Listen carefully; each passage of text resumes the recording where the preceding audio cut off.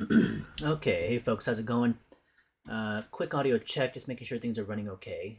Let me know if you can hear fine. Let me do a quick thing in terms of setting up YouTube. There we go. Again, quick audio check. If you guys can hear me okay, just let me know. I like to make sure things are running smoothly, and that way we can move forward and talk about the things we got to talk about today. We got a couple of people in here right now already. We'll see how many people join, as this is kind of a last minute announcement of a pop up, which I usually do. I don't necessarily like to plan way too far in advance. Some of those I have before already, but at this point today, I'm coming back from my trip, and I wanted to be able to spend some time on getting back into the live streams again, as always, and see how we can go. Appreciate the information again, feedback as to the audio information. Let's go into what's going to happen for today, though. As you can see, we obviously have three separate books over here, and I kind of wanted to mention what these were, how I like to use them, and we are going to be sketching today a little bit. And I won't be necessarily sketching in these books because these are primarily for more of a, the traveling aspect of my observations and studies of things that I go abroad. But I will bring in my other sketchbook as a primary to be able to study and sketch and talk and do Q&A with you guys as per usual. So hopefully things are well. Hopefully you guys have had a good time on being able to hopefully study on your current skill sets and other areas of advancements as you've been going forward into things. As always, these kind of events are more of just interactions with me to audience members of many different skill set types. People that are trying to learn, some people that are trying to get back into the mix of things, some people that are just hobbyists. So I'm just here to kind of give a little bit of time on being able to do so. Hopefully the audio is not too low for anybody else. Let me just adjust my mic positioning, and that might help a little bit. But if anybody else is having or noticing the audio being a bit low, let me know. My voice is also maybe a bit hoarse, if anything else, because I've been talking all day with a couple of different meetings. But hopefully that can be adjusted on your end by increasing the volume. Let me do a quick double check on my mic feed. Let me just not balance. Volume percentage, that's left and right. I don't know if I can affect the gain on this right now, but hopefully it's all right. Anyways, like I said, increase the volume on your end. Maybe use some headphones. That might help you quite a bit more. Okay, so these particular books that I have with me right now are the. Hold on. You know what? I'm also gonna just move my monitor off a little bit so I can move my mic a bit closer to me. Okay. So these three sketchbooks are the Travelers Company sketchbooks, and these ones in particular are a Japanese brand.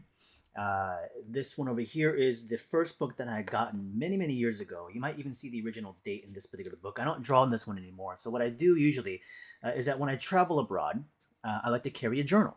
And the journals essentially are for me to be able to document studies, sketches, observations, notes, things that I just notice as I go around. Since like 2015 to about 2018, 19, I was traveling quite a bit, doing workshops, lectures, teaching events all over the world. So I would carry around a journal just for my own sketchbook study, that kind of stuff. And I received this as a gift, and I didn't know about this company for that since that time when I received it. And so I started using it a lot more and fell in love with the stationery from this particular brand. Um, this one in particular, back in the day, was called Midori at the time. Midori was the Japanese brand that made these travelers journals. I think sometime around 2018 or 19, they switched their branding into the company they are now, which is called the Travelers Company. So the Travelers Factory or Company, as is known, they're all the same brand. It's just they had a slight switch in terms of the naming convention. We're going to do a bit of a tour on these two books first. This third one actually is a brand new one that I got while I was traveling just recently. So I just got back a couple days ago from traveling around Japan and going into Taiwan. So I was out for maybe about 15 days, traveling, seeing friends, family, that kind of stuff.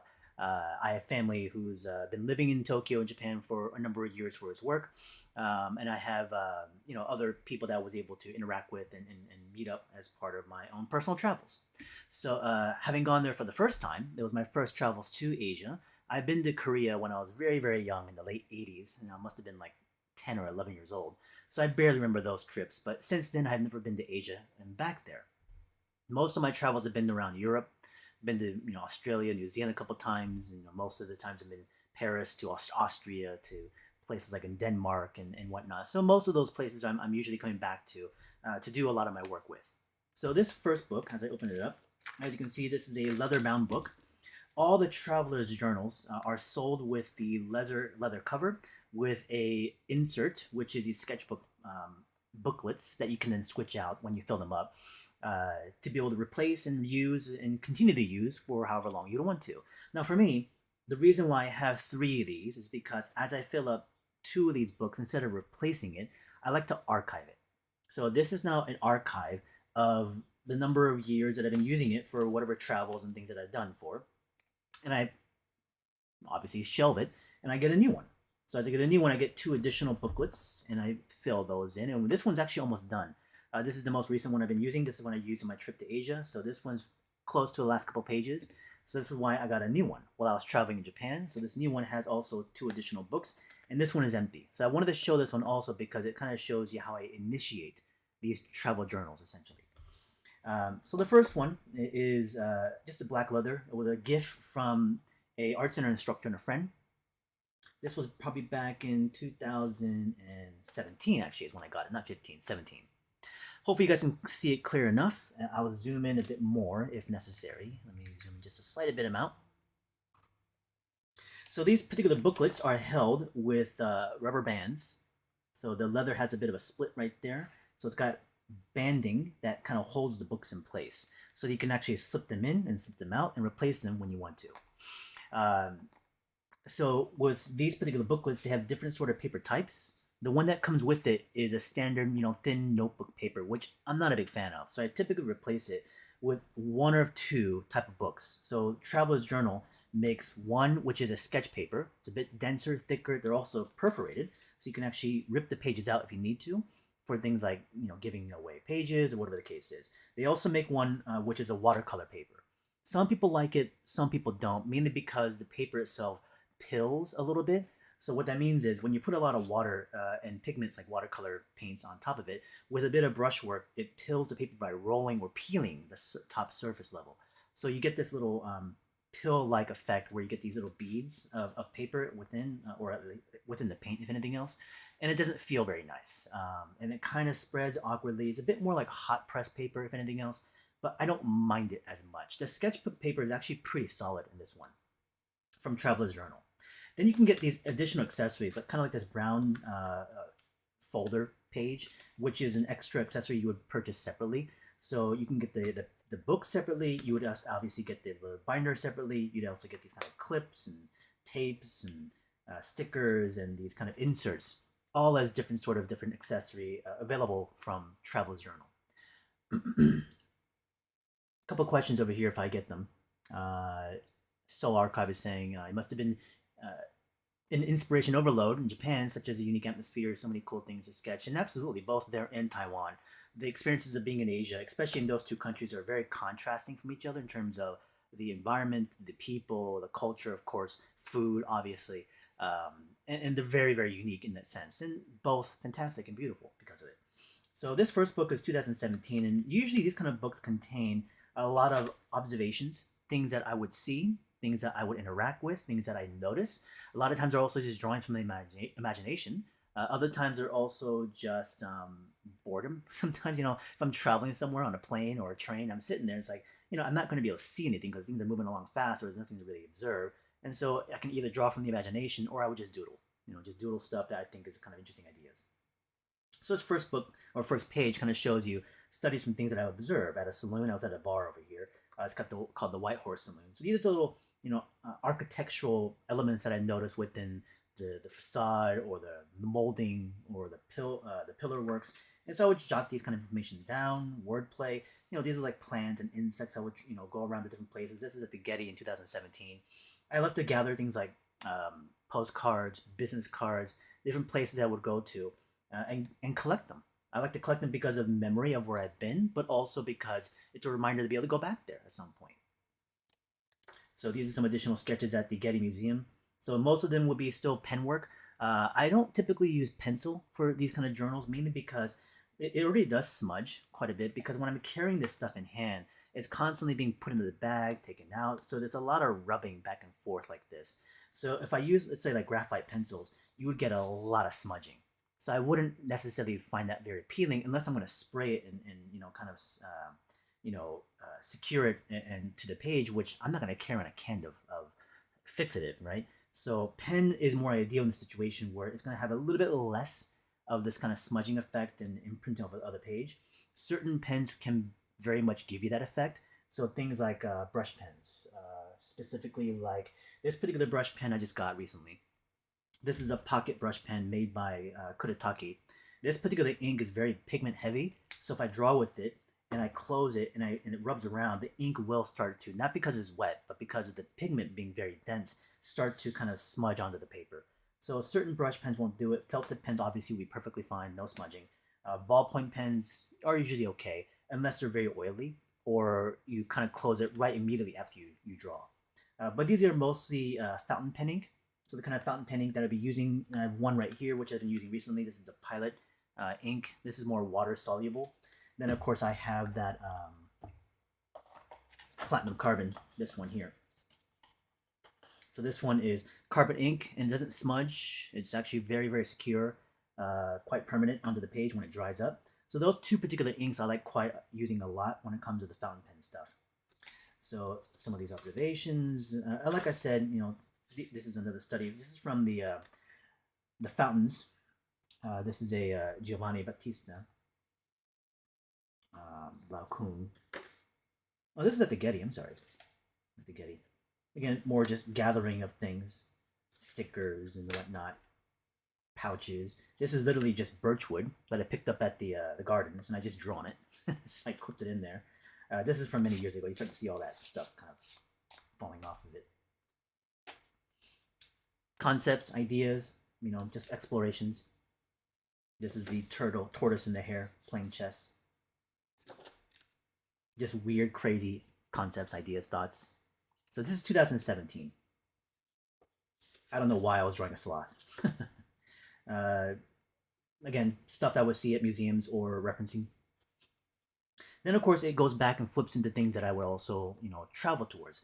This one was gathering different plant sources from the Huntington Library here in LA, gathering the little leaves. This is from a pitcher plant. That was from a honeysuckle. That's from a ginkgo leaf. So I like to tape them in there, kind of take notes as to like what I found.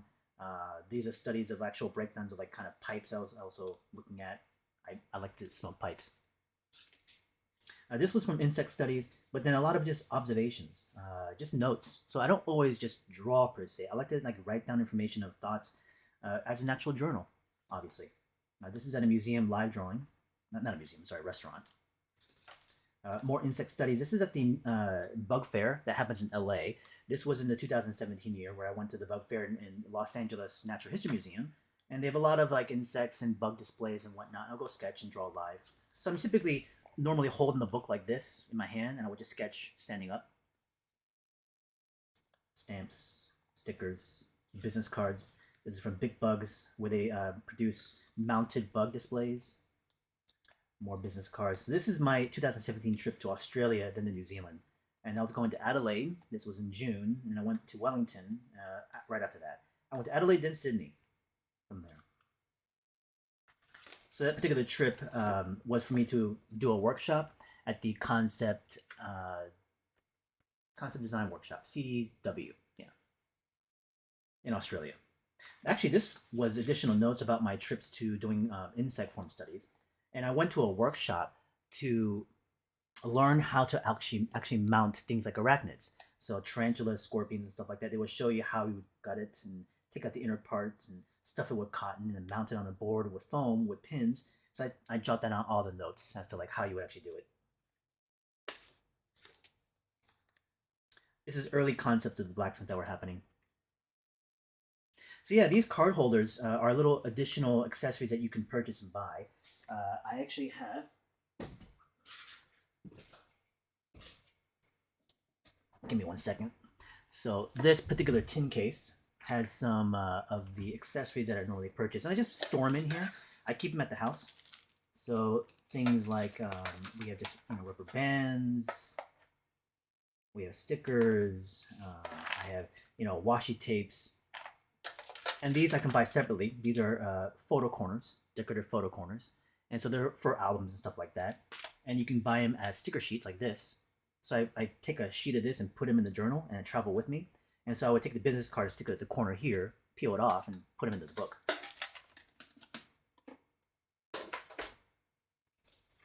That's what these pieces are. So this is the actual start to the trip going into Australia, then to New Zealand. So I jotted down my travel plans and my itinerary in the book itself. So I kind of had all the dates set up from June 9th to then June 16th, then June 18th. So I went from LAX to Sydney. This is to Adelaide, then to Sydney, then to New Zealand down to Wellington. Where I had to go see the Weta Workshops tour, and I was staying at a place called the QT Museum Apartments. This was my breakdown of my workshop, what I had to do. So I was doing a dynamic sketching workshop on 2017 CDW Studios, and I did obviously day 1 introductions, day 2 organics, day 3 form language. Gathering plants from different parts of the world. This is a leaf from Adelaide, Australia. Stickers and just thoughts and ideas. This was from when one of the other instructors was talking, and so I sat and listened to his workshop as well too, and I just was sketching and listening to his information about creature design. This is from one of the dinners at CDW. So this was live. We were eating something very specific. It was chicken of some type, but I can't remember the name of it. But I was there with a bunch of the staff from CDW. I visited then Sydney and went to the aquarium, so I started seeing a lot of the animals, talking about the different levels of conservation work. More leaves this is from Auckland, another one from Auckland. Notes about the fern. Then I was back in LA. No, I'm sorry, this is still in Sydney. This is at one of the locations from the business card, 100 Barrel. This is in Sydney. And so at this point, I was still in Sydney. Then I went and visited Disney the weekend after that. So I was drawing and sketching at Disney in Toontown. So this is literally the first book at this point. And then it goes into the second book, so additional stickers and all that kind of stuff. And again, like I said, I get interesting concepts and ideas like, I wanted to just design a knife for all of a sudden. And it's still more observational drawings at restaurants and going to places. At this point, I then traveled elsewhere. I was now in Warsaw. So this is in Poland. I was doing a workshop in Poland. I was just drawing people at cafes. And I noticed everybody smoked in Warsaw. Postcards. I went to a Polish dumpling place where everybody was kind of dressed up traditionally. Now, I was in Paris right after that. So this is in Warsaw Old Town. Then I was in Paris in 2017. So I was traveling quite a bit, as you can notice. Observations of people. Obviously, I was toting around tons of books. This is one sketch of one of the experiences I was doing. I was carrying around, what was it, like 30 kilograms of books through Paris in my luggage. And walking around Paris with that kind of weight on the sidewalks, which was not very even. It was pretty difficult. This is now in Switzerland. So I went from Paris to Switzerland. This is in a single year I'm traveling, Here's some additional notes of blacksmith stuff. Full color digital Kickstarter introduced book 2, limited black and white version. Just some thoughts about what I wanted to do with a Kickstarter. So you see how the business cards can just fall out. I just put them in the corners like this. So this was in St. Pierre Cathedral. This is in Geneva. So I was walking around. There were times where obviously I would go there for business, doing a lot of workshops and talks, but also I would be able to have a chance to go out there and travel alone and walk around and do my thing. So when I was in Geneva, Switzerland, I was sketching alone. At this point, I was back in LA. No, I'm sorry, this is in Portland. I went back home in Portland. More blacksmith notes. Blacksmith paquet, how many book pages? 62 pages, 5,000 copies. Schedule end of November. Yeah. This is now in Portland. So I was visiting home at this point. This must have been around December or so. This is at a whiskey bar. The Multnomah Whiskey Library. So this one I went to a pen show, and I was testing out a bunch of different sort of inks and pens, fountain pens. So I kind of listed out different pens that I liked: the Visconti fountain pen, the Sailor, which was $250, another Sailor, which was $195, the Schaefer 30 or 40 pen. This is at the LA Pen Fair. different sort of inks. The Bexley, which was $2.25, the pricing of it.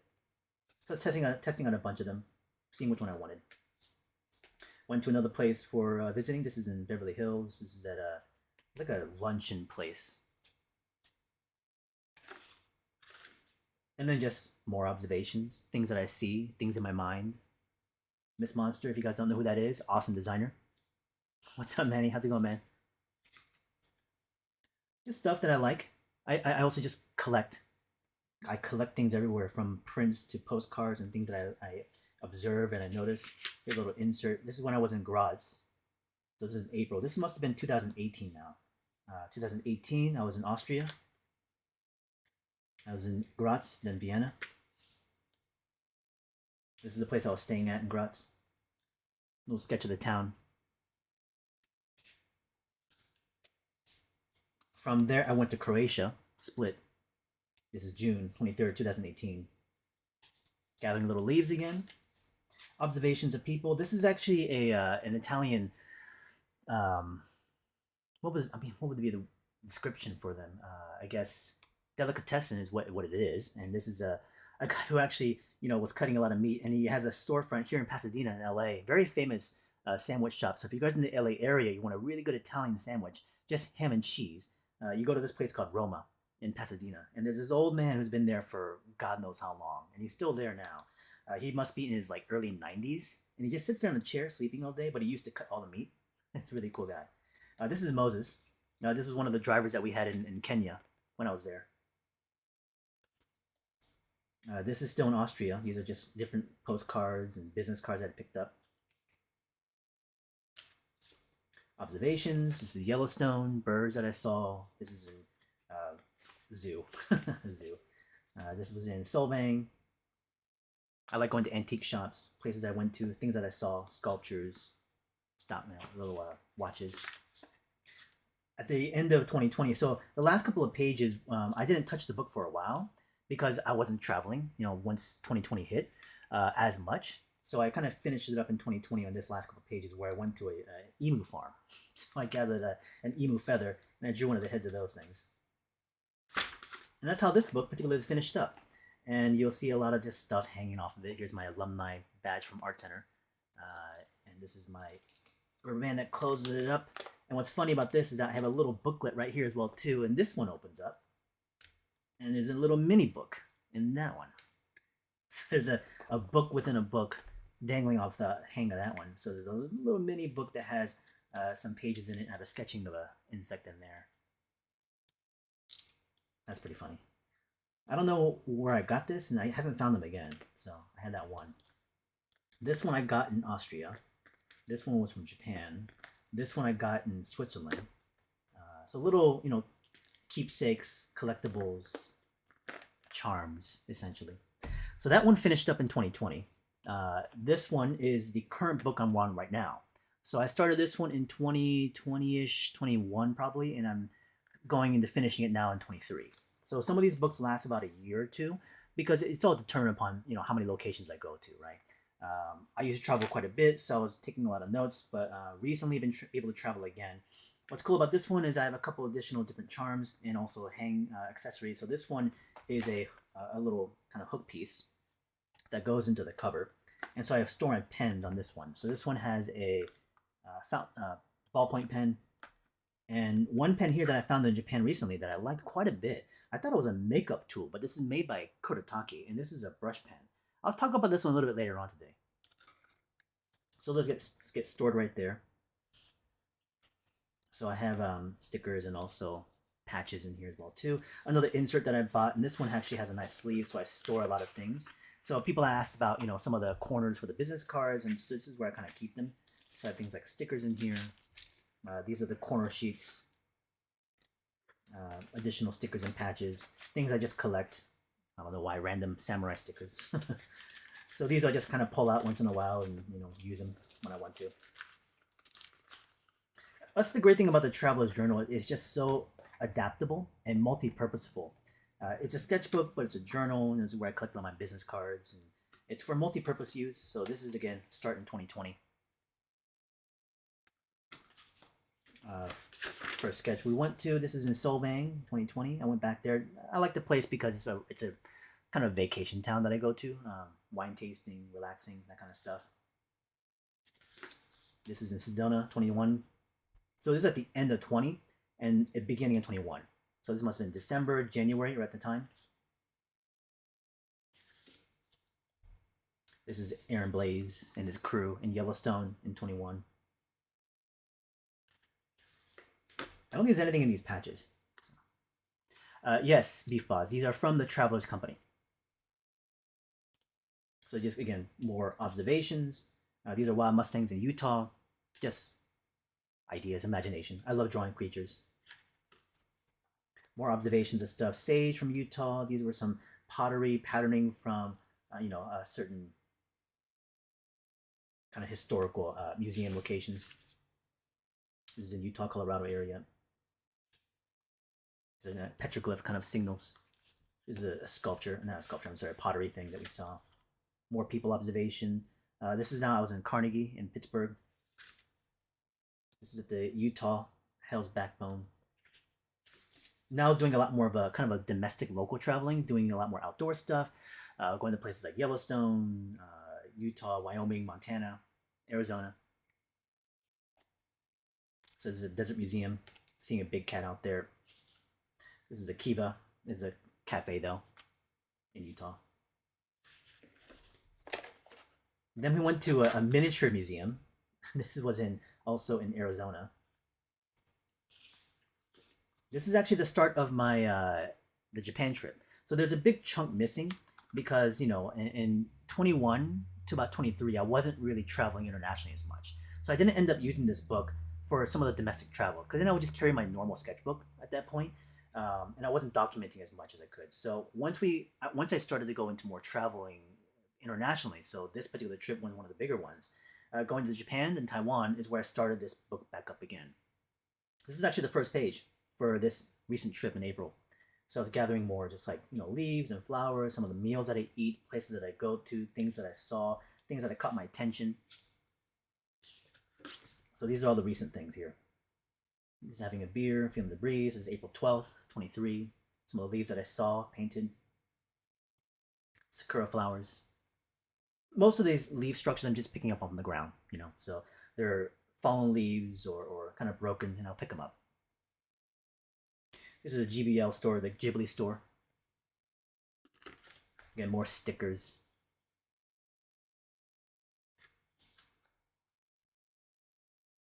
More observations of structure, architecture, a lot of bikes everywhere. More Ghibli stuff. This is a little, the pass for the metro. It's gathering more things at a worship temple. This is at a temple. This is the bell tower. So I'm usually drawing these live. This is a Shiba Koen in Tokyo. More observations of, animals, insects. But this is actually when I was visiting the Ghibli Museum. So this was really great. I got to go there just to, observe a lot of the work that Ghibli had put together. And the museum was really well designed. So yeah, I did go to the Ghibli Museum, and they don't let you take pictures there, but you can definitely draw. So I did a study of Kiki that Miyazaki had done. Some of the lanterns, some interesting little ideas and concepts that I saw at the museum, which were really cool. A lot of the lanterns again. They had all these really great illustrations on the walls everywhere. So there's a Mama Ito, the Ghibli Museum shop. Leaves from the plum tree, additional stickers and receipts. So Archive is saying you want to go to the Warhammer world one day. Never been. Sounds interesting. Yeah, they can be difficult to get. We have friends in Japan that was able to reserve it for us. So these are insects that I saw at the. This was at the. It was at a certain. The Imperial Palace Museum, and so there we were walking around the gardens, and I saw, man, there were tons of insects everywhere. Ladybugs and little grasshoppers, but they're tiny, tiny little things. And I took good photographs of them, but when I was there, I drew these in person, live. Obviously, immediately inspired by Ghibli stuff, which is why then it fed into the inspiration of it. inserts, more stamps. I love traveling around because when you go to the places like at metros or even airports, sometimes you'll find stations where you have stamps available for you, and you just like stamp your book. So that's the first booklet. Here's the Ghibli Museum pamphlet. Shows you the whole map and location. And I just kind of glued it into the book, so it's mounted on there. Here's a business card for that. This is the back end of that insert, and this goes into the second book of this particular one. So this is the continuation of Japan trip. So here's the first page of it, just to insert observations of people. This is on the train to Akibahara.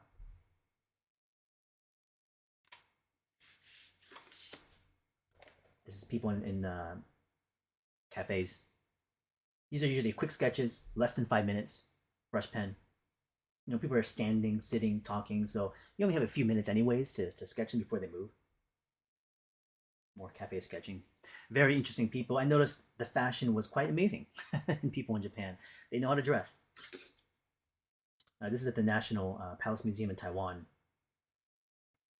So we didn't take I had a place where I was able to take a lot of pictures, but I didn't get to show them. They were more for personal referencing, but I did use sketches, more sketches of people in Taiwan, observations. This is on the metro, kind of the experience of what it felt like. The tickets, more leaves. There's a high-speed train ticket. This is at this personal museum that I went to. It was an amazing collection of thousands and thousands of personal pieces that this guy had. And it was a private cultural collection that had these artifacts that were thousands of years old, some of them. And they weren't for public display. It was a personal collection that he had. It was a family friend who allowed us to come in, and I got to sketch and draw inside there. Saw these amazing sculptures. This is all brush pen work. So you start to see how the ink smudges right here. And that's because I'm using this particular brush pen that's very heavy pigmented. Tons of mopeds everywhere. In Japan, bikes, and in Taiwan, mopeds. Scooters, I guess. Mopeds is probably a better term. Stamps everywhere. More mopeds. So in this particular book, I only have 1, 2, 3 pages left. So this book is almost done. So once this book finishes, I am archiving this one. There's a pamphlet coming from the Bluffs Fort History site. This is the back of the book. So once this one is complete, this is 2 booklets now sandwiched in, and I'll archive it. So now I'll have these 2 books archived. And I bought this one as a brand new one. So this one I picked up in Japan at the Metro, and I found the Traveler's Company kind of factory store, essentially. It's in the underground area. So I just put this one together about a couple days ago. Typically all you'll get is the leather covering, 1 booklet inside of it, and this one I've already kind of initiated the setup of all I wanted. So the band, the color, all this stuff is custom, the little trinkets I added onto it. This is a little magnet piece that falls off and it holds a pen. So it just kind of clamps on the side.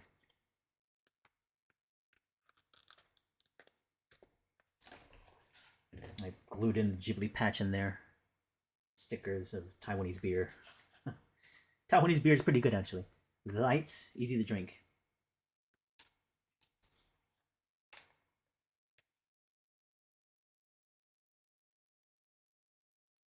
Yeah, so this one, I included the patch in here. There's the pouch that is. There's a business card in that one. Some few stickers, a few stamps. I've already initiated the first page. One of the little flowers I found out in Japan, again. The Traveler's Company business card. And the 2 books in this one, this is actually the paper that comes with the Traveler's Journal stock. And this paper is much, much thinner, very light. So you can kind of see the stamp already bleeds through it. So I decided to just stick with this one. I wanted to just test it out and just draw with it and see how it goes. And I'm concerned if it's going to hold up pretty well or not, but we'll see. The second book that's in here is the watercolor book. So this is all watercolor paper. So the second book will be this one. And this one ended up being a bit thinner because I don't have as much of the inserts, like these kind of sleeves and accessories and stuff. And I might add them later into the future, but this one is nice and compact right now. So this will be the one I'll carry as I travel to more places. So this year I'll be heading over to Poland again. Actually, I'll be in Poland in September, and I'll be also traveling back into Africa in September. So those two trips are back to back. And so I'll take this particular book on those trips and see what else I can fill with it, essentially. Um, if anybody has any questions about these kind of traveling journals and gathering this kind of content, I guess in a way, you guys can ask about it. But typically, these are just kind of personal explorations of thoughts and observations and studies, and I don't show them all the time. But I figured it would be nice to kind of share these because I've built up enough content now to really kind of have enough of wealth of things to talk about. But as I fill this one up, this will continue, and I'll keep buying additional traveler's journal books and fill them in. I like to give these as gifts to people as well too because they're great, for artists to have and whatnot. Not everybody uses them, but if you're able to consistently use them, you can build a pretty nice collection and a library of content here. So, anyways, a couple questions I have right now. Jack is asking, for someone who never really traveled to another country, what are restate it again. You're someone that hasn't traveled to any other country other than Costa Rica for your honeymoon. How difficult would it be to travel to Japan? I mean, it helps if you knew somebody. It really would, because they can kind of guide you to certain places in terms of where you can eat and whatnot. But honestly, even without that, if you can speak English, most Japanese people can. They're shy about using it. They're not obviously aggressive, in terms of whether or not you can speak their language or not. A lot of times you can get away with just pointing stuff out, and a lot of restaurants will have English, kind of menus as well too. So it's not that difficult to travel to Japan and being there as a tourist, and to be able to get around. The metros can be a little bit confusing at first, like any place, but once you start to understand, what lines to take and where to go, and most of the people there are very helpful to show you where to go from one spot to the other. Obviously, now with Google Maps and stuff like this, with your mobile phone, easy to get around. I would highly recommend at the airport when you get there, you would purchase a little Wi-Fi phone essentially that basically you can purchase, I think, for whatever price it is, and it feeds Wi-Fi to you. And so that's great to have on you so that you can kind of navigate yourself around with GPS. I would recommend that for sure. But besides that, it's making sure you reserve some things, whether it's like restaurant stuff if you can, and definitely certain museums or places you need to go to, possibly months in advance for some of those things. Um, oh yeah, I mean, you talk to like an agent. Travel agents can definitely set you up on those kind of things, and I don't know exactly who. For me, I had people there that I knew, um, but obviously research a little bit, you'll find something. But it's definitely a great place to go to. I would highly recommend it. Anyways, let's move on. These are my travels journals books. Let's bring in the big sketchbook because I'm going to sketch in this one. And I might have to readjust the camera, so bear with me here.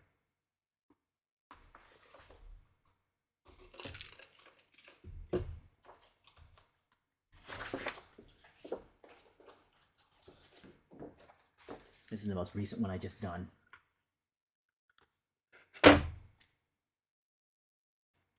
Am I volunteering? No, because I'm not in Japan and I don't know that many people out there. I just have some personal family that they don't do touring. Hold on, I'm trying to move some things around. My keyboard's in the way. All right, there we go. Okay, so we're gonna use a brand new sheet. We'll keep it right there for now. And I'll zoom in when we need to. Hey Maxine, how's it going? Curious as to why you use traveler's notebooks while traveling instead of carrying a sketchbook. For me, the reason why I like traveler's notebooks is because of the range of the accessories that you can have with you. Like, yeah, you could definitely use a normal sketchbook to document all the stuff and draw things out. But a lot of these inserts, like these kind of sleeves and the stickers and the binding material, it's easily replaceable but also renewable. So if you want to replace them, get new ones using the book you continually have, I just find stationery very attractive. So I'm a fan of stationery. I like going to stationery stores and shopping for them. So because there's so many options, it's very customizable. But I also like the idea that you can customize these books to more of your aesthetics instead of just having a regular sketchbook. So for me, it's also fun. It's fun. So that's a big reason why.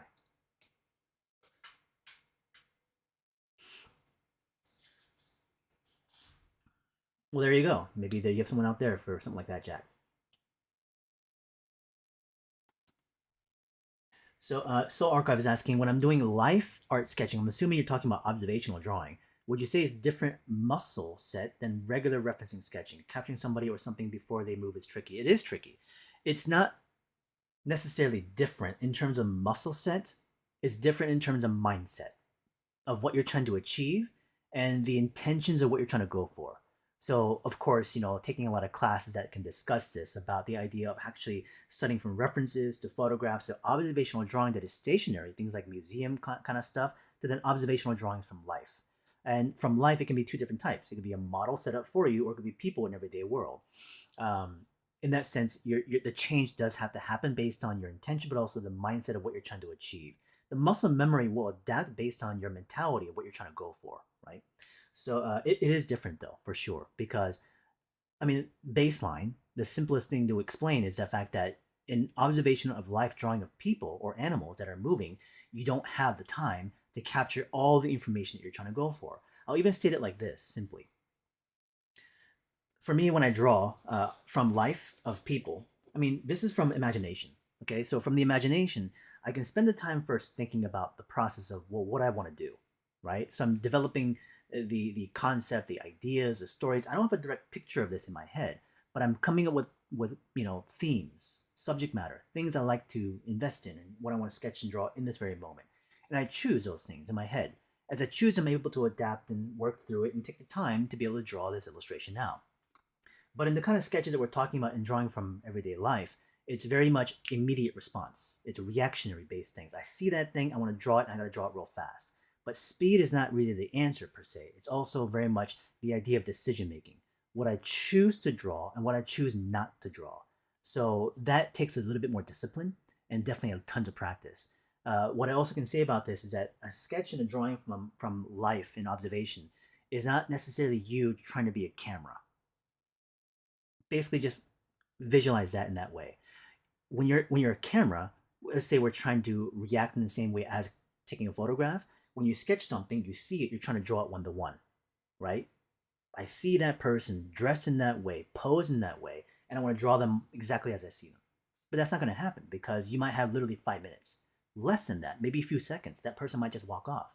So you can't have the time to be able to spend capturing one to one and getting a image or a photograph as what you're observing onto the page of the sketch. So the idea is that it's no longer a single moment of time as you're observing and drawing from life. It's a passage of time. So as I observe people, I start to sketch and draw, but maybe they start to reposition themselves. I have to adapt to that. And I might have to creatively, kind of push things or augment the sketch and drawing to adapt to what I'm seeing. Or that person might get up and leave, but I started a sketch and I got halfway through. I got their head and upper body. But then somebody else sits down. So what I'll do is I'll continue sketching that one original drawing that I had, but I incorporate that new person into the sketch. So the study that I've done is not about one single person anymore. It's a continuation of studies of the things in life in a lot of ways. Now, this is just based on my own personal way of observing the world. Not everybody would agree to this, and nor would want to do that. What they would draw is what they would want to see, right? Or what they saw is what they would want to draw. For myself, it's no longer about the idea of a singular moment. It's about the continuation of moments that I'm able to gather together as a visual image and collect it onto the page, essentially. That allows me to keep drawing. Because if that person got up and went away, you'd be like, well, that person's gone now. I can't draw. I don't remember what that person looked like. So I'm going to stop and throw that away and draw another piece. It's frustrating, if anything else. So I don't necessarily approach it that way because of that fact of the frustration. I want to continue enjoying the drawing. So the only way I can continue enjoying it is having the continual feed of information that I can then use and adapt and apply to the sketch. So if you can find a way to keep moving and adapting and not feeling stuck to an isolated image in your mind or observation, it may help you move forward. Okay. If that's too complex to understand, I don't blame you. because it's not something that I can expect for you to pick up and play with immediately. But it's very much one of those cases where it can't be necessarily even be learned. It's a situation of trial and error and practice at that point. So we're going to sketch on this page now, but what I wanted to do was continue the stream with a little bit of a shift of, not topic, not even a shift, it's more of an addition to things I want to talk about today. The first half of this kind of live stream was about the traveler's journals and my observations of drawings. I want to sketch now, and what I'm going to sketch is maybe even a continuation of some of the stuff I've been doing. I drew this Ultraman piece, and I drew this fantasy character creature thing, and I don't know. I'm kind of stuck on these like Japanese superhero characters, like Kamen Rider and Godzilla and that kind of stuff. So I kind of want to do another version of maybe even Kamen Rider, but this time, normally what I'd be drawing with are like brush pens, felt tip pens, fountain pens, but we're going to be using something a little bit different today. We're going to be using just an actual brush. So I bought a series of brushes when I was in Asia. So these are some of the ones I collected, and they're very, very thin brushes. They're thin line brushes, essentially. They're typically for calligraphy, obviously, but I want to use them for sketching and drawing. So I have a couple here. This one's quite of a thin line. These two particular ones I've been testing already are they're a little bit soft. And so the brushes, when I'm drawing with them, kind of bend. They stay that way, so they don't have a bit of a spring to them. So I'm going to put those ones aside for the moment. This one I actually quite liked, but it's definitely a smaller brush. But the thing is, smaller is not always, or thinner, I guess is the best word, is not always better. So people tend to go for like really, really small brushes to get thin lines, but it's not the most ideal in actuality because it doesn't give you enough range. This one is a bit longer and definitely a bit more dense, more bristles. So we're going to be using this one. I'm going to be using just the Pilot fountain pen ink, and I'm going to be dipping into it. And I have a little bottle of water, which is already saturated with ink from cleaning brushes. I'm going to let that sit a little bit inside there. So right now this is sitting. Okay, I'm going to let that soak in a bit more. We just have a paper towel onto the side. I'm going to shake this up a little bit. And we're going to be sketching with a brush. People ask all the times, like, what pen do you use and what brand should I go for? And then the thing about this is that, this isn't necessarily like super high-end brushes. I mean, these kind of Sumi brushes you can literally find in any art store. You can. And I just got them because they were from a storefront that I was visiting, and I just wanted to get some new ones, essentially, new brushes. So it's not anything special per se, but they are new. So I wanted to keep testing them out. Okay, so what I'm doing right now is I'm soaking this. And I'm just kind of moving the brushes because they're brand new. So they have a little bit of not a glue, but definitely a material that binds it together. So I'm loosening the binding up a little bit, getting some water inside of it. You can start to see it flexes a bit more. Let's zoom in.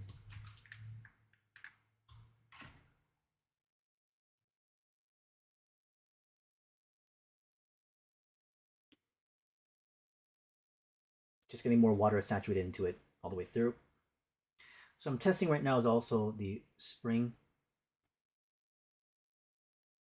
Does it come back to its original shape? Does it stay within a position? I like having a bit more spring into the point of the brush. So that feels nice. This one in particular is made by a company called Pigment. And this was bought in Japan.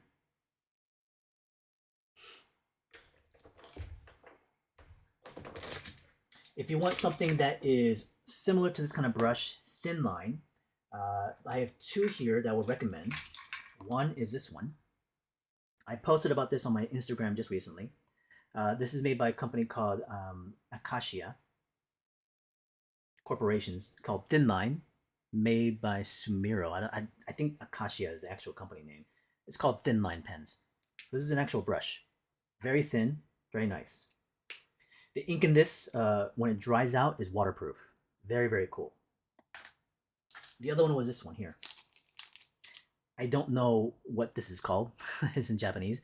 This is a kuretake. I thought it was a makeup tool for like eyeliner or something like that. But it was being sold in the art section. So I bought one of these, and this is also a very thin brush. I actually like this quite a bit. When I bought the first one, I was using it. I thought I actually killed it because I thought I used up all the ink. So I didn't really understand like how much ink this thing holds, but it's still going. So it's pretty solid, actually. I like this one quite a bit here. Donation from Juliana. Appreciate that. Thank you for the support. Question here is, I was thinking about doing one of my classes, but you're just recovering from a burnout, and I'm going into a long trip abroad to recover. Do you think it's a good idea, or should I study on my own pace? You bought the book to study. I appreciate that, Juliana. First, burnouts are tough, of course. I don't know the state of your burnout. You know, if it's been weeks to months. Appreciate the interpretation there, Maxine. So I guess it is an eyeliner. It's all right. It draws well on paper. Um, but yeah, Juliana, you know, in the current situation that you're in, I mean, very much so. By not taking the class and being on your own time to recover, I mean, it's not going to hurt you. It's going to be a good thing because it'll bring you back up to the level of where you need to be to get back into the mix of things, you know? So it's about 3 months now of burnout. That's quite a bit of a long time, you know? At this point, you spiraled and you may have continued to really kind of deep dive into this. Burnouts can happen very much in the continuation from the physical, but also from the mental. As you get further into the burnout periods, you might be physically fine at this point. You might be rested. You might not be as tired, but mentally, you are hesitant to get back into it because you don't want to burn out again, you know. So then you kind of need these moments of testing, and sometimes you feel like, well, maybe I should just study on my own, and if I do so, I can kind of feel it out and see if I'm ready or not, and that could very much help for sure as well too. um, but here's the reason why I think it's good to be a part of experiences, whether they're classes, workshops, in person events, or otherwise. The idea right now is that you need an environment of people that potentially could also be in a similar place where you are. And if they're not, if you still feel very heavily burnt out, having a support system being there for you to talk to and for them to talk to you. Going through this on your own, there's no way to predict or know when you'll be able to come out of it. I could just say in time you'll feel better, but there's no guarantee of that. But there's no guarantee that you coming into a class will help solve it either. But I think there's a better percentage of chance because you have more people around you to be able to kind of bounce off of, essentially, especially if you are planning to work and draw a little bit, you know. Now, of course, as you're saying, you're taking the class. If you want to take the class, there's two versions of it. There's the full version of the class you reserve to get feedback with, which I would recommend. But also there's a sit-in version, which is much cheaper, and that's where you get to be just in the environment. You get to sketch and draw. You don't get feedback, but at least you get to interact, you know. So in that sense, there's less risk there because the amount of cost you're paying for is far less than a full seat of a class, but you still get to be involved. So, like I said, low risk, potential high payoff. If you fail at it, it's not like you spend a lot of money, and it's just time investment to learn. So in that case, there's going to be less of this guilt feeling, but also it's not going to strain you as hard, right? So there is that possibility where if you look at the classes that I'm offering, the sit-in seat might be your best chance to be able to get into the mix of things, have people around you, get over this burnout hesitation where you'll be able to actually really feel it out. Is it more still physical or is it still very much mental, right? And challenging yourself is required. You can't just wait and think that you'll just feel better. And at some point, all of a sudden, you're supposed to realize and know that I'm ready to do it again. You can't. The only way to know is by inching forward, and that's actually testing yourself. So going back and forth, pushing a little bit, going back a little bit, pushing in, and you got to be able to strain. And as you build up that endurance, the endurance and the stamina for it, you'll get back up to the level where you can maybe take on something a bit heavier at that point, you know? So I would definitely recommend that as much as you can. Getting back into the mix of things, okay? Okay, so we have a brush here, which is saturated with ink now. As you notice, I'm kind of dabbing it on the paper towel. This particular brush is, you know, a little bit larger, but still produces a thin line. I want to zoom in a bit more. So the top of the sketchbook will be about here. Okay, yeah, that's pretty close to the top. So I'm going to start right about in this area and work my way down. As I said, I kind of want to do this creature-esque. I really love the interpretations that I've seen of the Japanese superheroes like Kamen Rider and how they make him into more insectoid. Because the original Kamen Rider is more of a guy in a suit with armor sets and he's in a bike helmet and he rides a motorcycle. But I love the creature designed iterations. Now I got this little insect over here, and this was a plastic toy from one of the vending machines in Japan that I was able to get and pick up. And I love how real it looks. But this is a nice little inspiration. It actually has moving mandibles. I put it all together just a couple days ago. So something like that, as I'm looking at on the corner of my eye, all of a sudden gives me even more inspiration, of possibly doing like a Kamen Rider type of thing, insect inspired iteration. So I'm just gonna just brainstorm a little bit in my thoughts, things I'm thinking about: camera angle, pose, context of action, what's happening. Obviously, I would like to be able to pair it with this Ultraman piece, which is Ultraman tearing off the head of this creature. So something in the lines with something like that, I think would be a nice continuation because these next few pages are kind of uh, theme inspired from those periods of travel.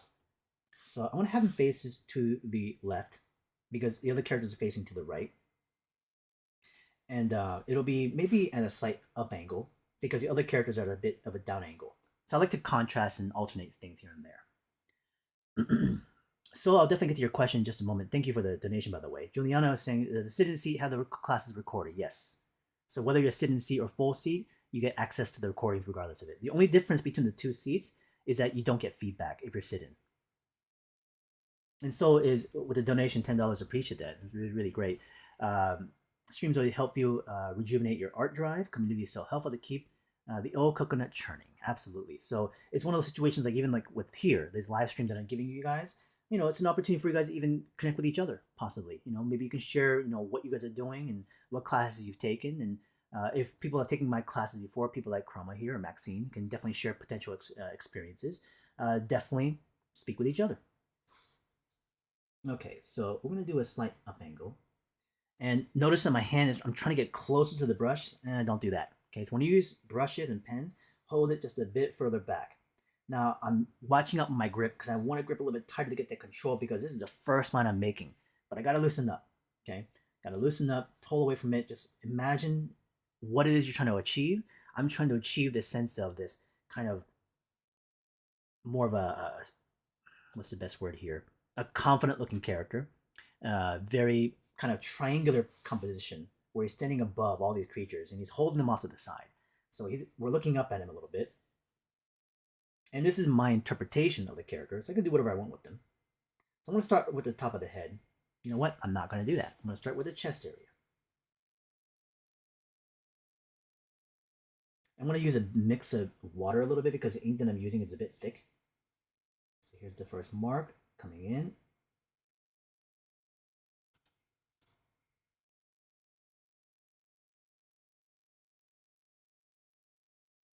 And the beauty of these brushes is that you get to play with the thick and the thin approach towards it. Now I'll get a little bit closer to this so you can even see more of what I'm talking about.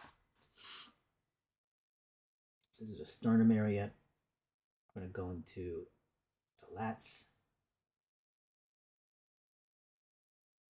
I'm going to have him lean a little bit this direction, so I'm going to turn his torso around this way.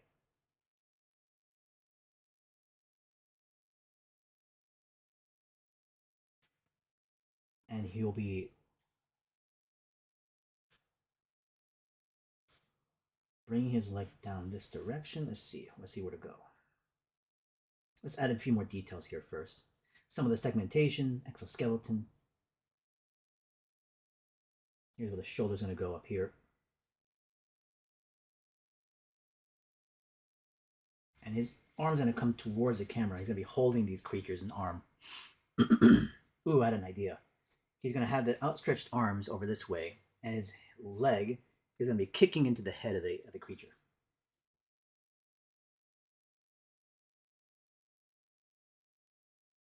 A couple comments and thoughts here. Let's see.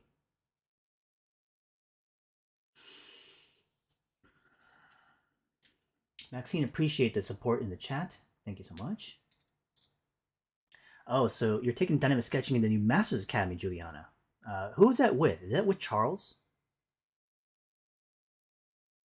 Let us know who the instructor is. I'm kind of curious.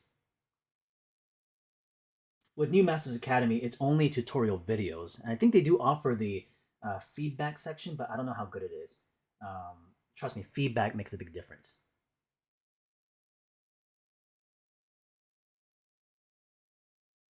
Oscar is asking, I'm assuming this might not be the time to ask this, so sorry in advance. Can I do the dynamic sketching course digitally? You have an iPad and drawing tablet for your laptop. In combination, yes, but I recommend you stick a lot with analog and use digital as a support system, Oscar.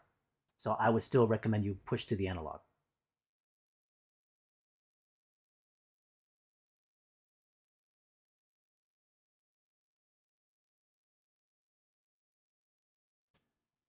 So his arm's gonna go out this way. Zoom out a little bit because it's slightly blurry.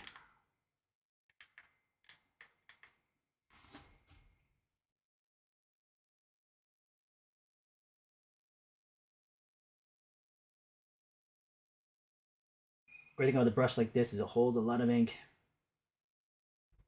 So I don't need to go back in and absorb more just yet.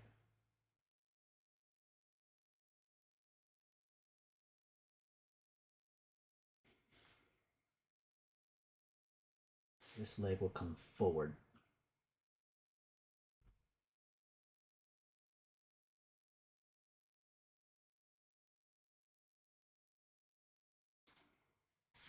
Let's bring it up a little bit higher.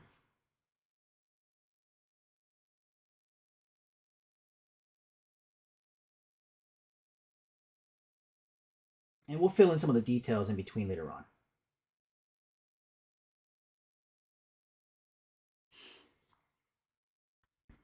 Let's go up into the head now.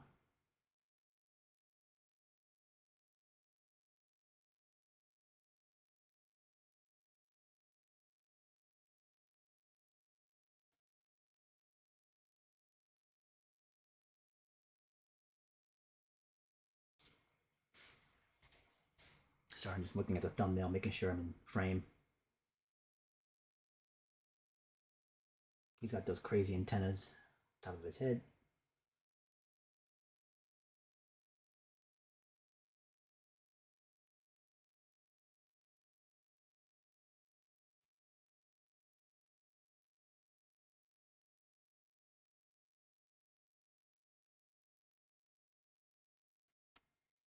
And like I said, we'll come back and finish up some of the detail here in just a moment.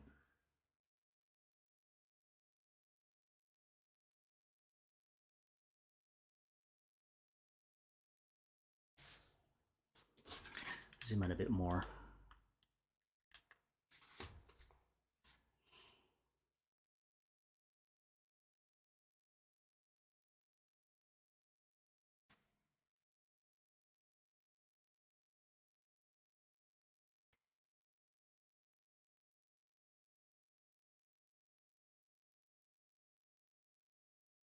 Yeah, so Juliana, Charles who? Right, okay. Yeah, Charles is currently one of the instructors at Art Center, currently teaching dynamic sketching as well too. He never took dynamic sketching with the original creator, Norm, my mentor. I know Charles because I have actually taken a class from Charles, but he's really well known for his anatomical studies, human anatomy. Dynamic sketching, they needed to find a replacement for me, so they grabbed Charles, and I gave him a lot of my notes, so he knows my methods pretty well, and I've shared it with him because I like Charles. Charles is a very good instructor, so I'm glad to see that he's been able to carry it on and pass it to some people where they can benefit from it.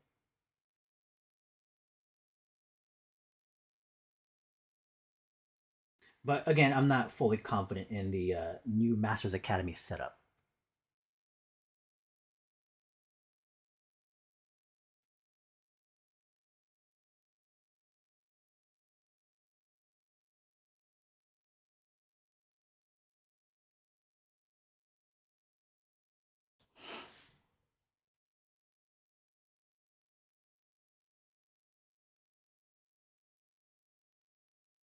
Let's get the lower portion of the leg down here.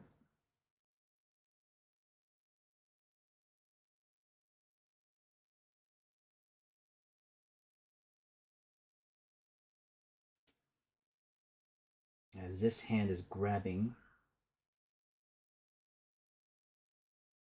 the creature's limb. This side as well too. We'll have it twisted inwardly.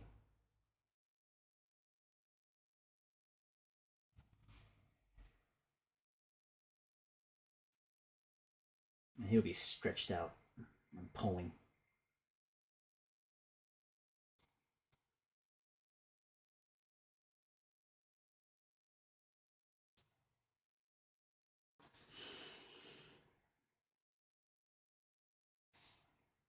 Let's see. Jack is asking versus Kamen Rider versus Ultraman. I mean, probably Ultraman.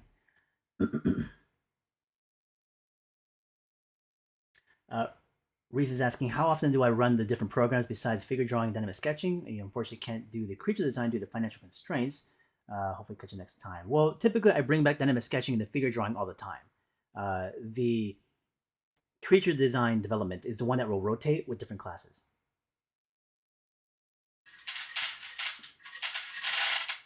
Sorry, that's the cat feeder.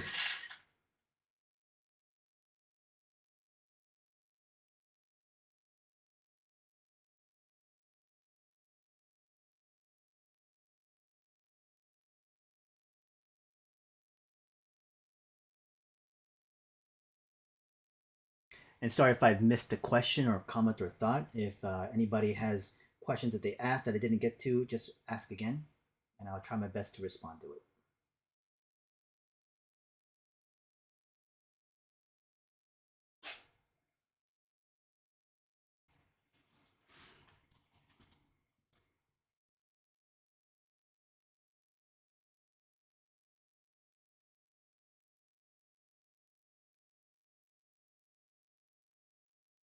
So typically I'll do a lot of this kind of early lining of information, and then we'll go into the specifics, the details afterwards.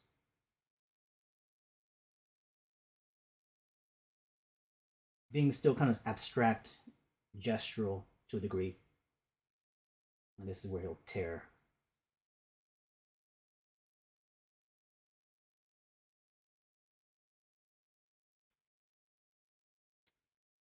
Fill him off with some kind of creature.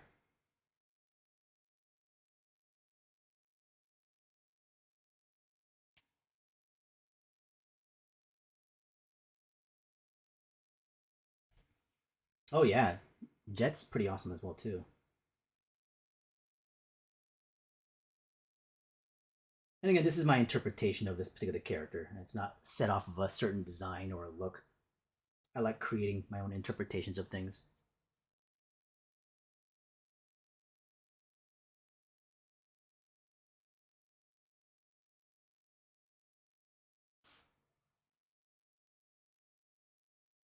And so this will be where the creature's head is snapping back.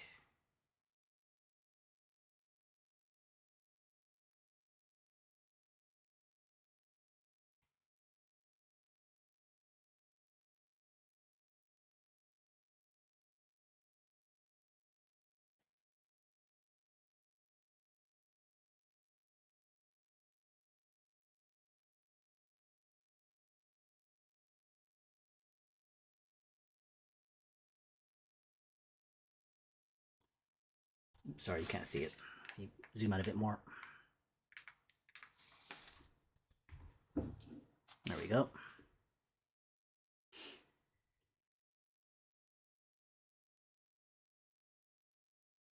Platinum's asking, how do I draw overlapping details without getting lost? I always feel the need to draw through the entire line or erase unnecessary details afterwards. And I think that's a typical approach that most people would use anyways for training.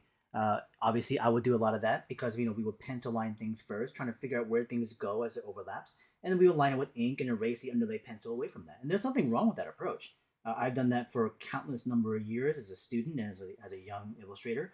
Today, I don't need to do it as much because I'm able to kind of predict where things will go by just the experience and practice alone. But that's where it comes down from, right? It's just mostly practice, if anything else. There's no trick to it. It's all pretty much just the investment of time to be able to build a visual library of compositional types about planning of landmarks or where things kind of go, how to build things. And so that's kind of where it starts from, if anything else. But like I said, the approach towards using things like underlays, totally fine. Keep using it. because it just keeps building that familiarity about how to construct those kinds of compositions eventually. And you'll build this repertoire, but also this visual library of different sort of shots and interactions and plays upon figures coming together that you can use as formats that you can then adjust and move around subtly to make them somewhat unique and fresh. But they're built off of something that you've done studies of multiple times. So I would very much continue to do what you're talking about now. Postmodern is asking, what are some exercises or techniques do you recommend to learn, study, and improve on watercolor? Well, first and foremost, just using it without any sort of like technique or class, playing with it like a toy. Well, I have this object in front of me. Obviously, I can use a brush and water and see just what happens. Once you take a class and they show you these things, there's this expectation you're going to hit those marks without really having play with that material at all. So, if anything else, on your own time, I would get some base level materials and just play with them, see what happens. Well, let's just do a simple local color stuff. That tree leaf is green. There's a green. Let's mix out some yellows and reds and see what happens and see if I can mix some colors as well too to match up to what I'm observing. The more you play with it, the more you get familiar to its viscosity, its thickness. It's also the brush composition, how much water you got to use by your own practice. It's like learning how to walk, right? You got to be able to just stand. So you got to get those materials, and as you kind of stumble around, you find your balance between it. Well, how much water should I use in this situation? What if I use more? You'll stumble, you'll fall, and things won't work all the time. The kind of paper I got to use, you got to experiment and discover that. And the more you discover these areas of experimentation by trial and error, as you go to a class, you'll feel a bit more confident to absorb the information of techniques being shown to you. But if you're going in there with none experience of that at all, then trying to understand how to walk, but also then learn how to run at the same time, forget about it, right? So I would say the best thing to do is just to pick up the material and just play without expectation, without this fear of like, it's got to be something. Just do, you know?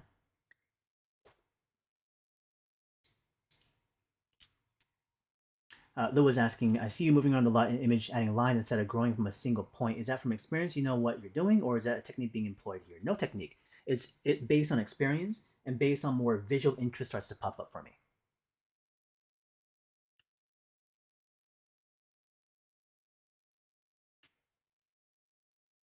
I had this kind of grasshopper like face to him.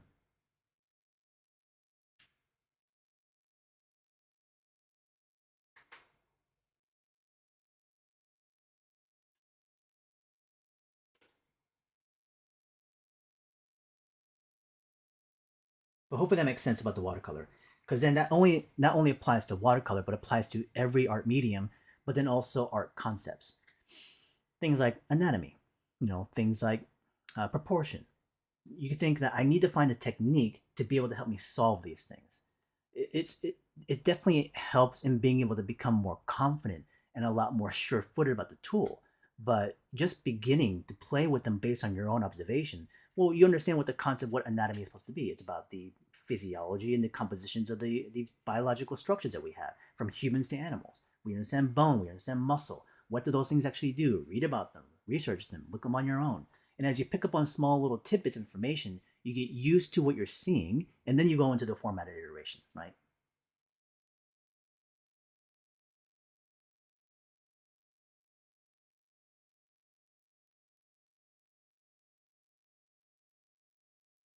Confidence is not going to be built in from a class. It can introduce you concepts, it can teach you many things, but the confidence comes from your activity, your investment and commitment to something.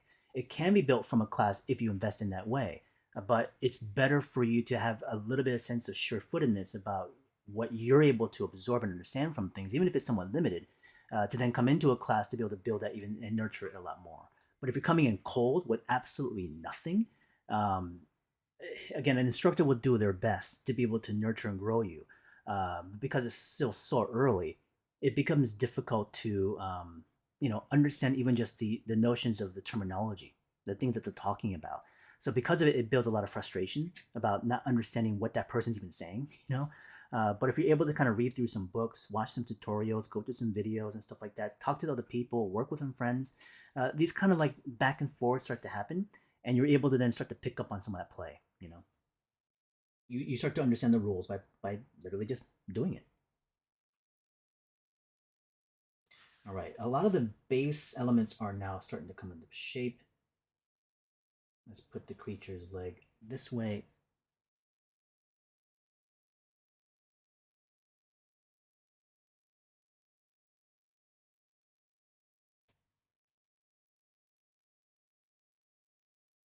Creature's other foot and leg is going to be over here, coming down with the heel, foot out this direction, some kind of weird back heeled structure, animal like.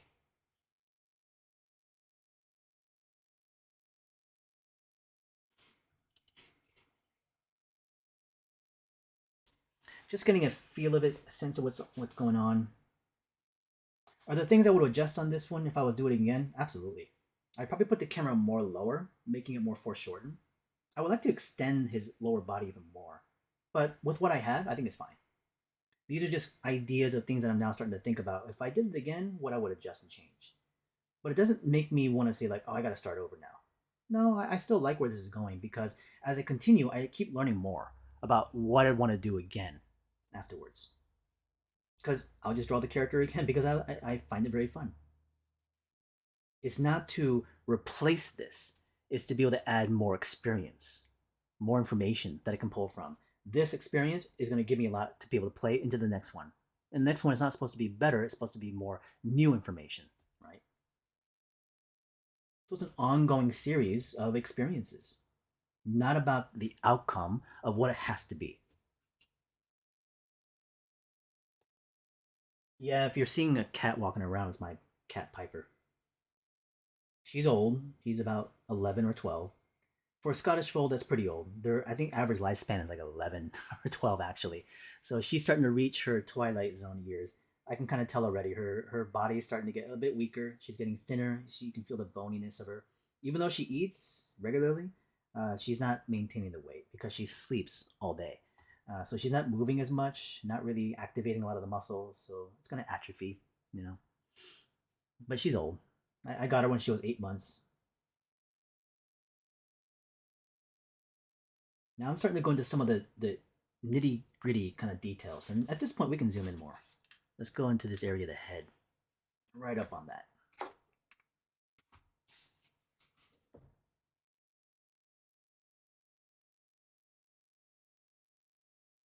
At this point, we haven't switched any tools, no other brushes, using the same brush through the entire thing.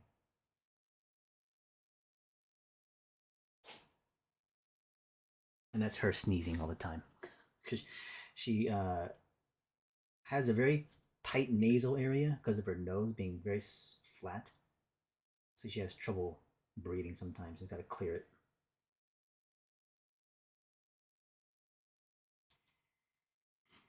Okay, a bit too close. There we go.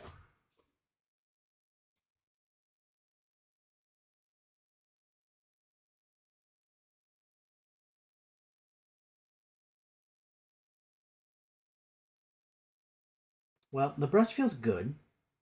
It's a little bit soft. I like having a bit more of a springier brush, a bit tougher of a bristle.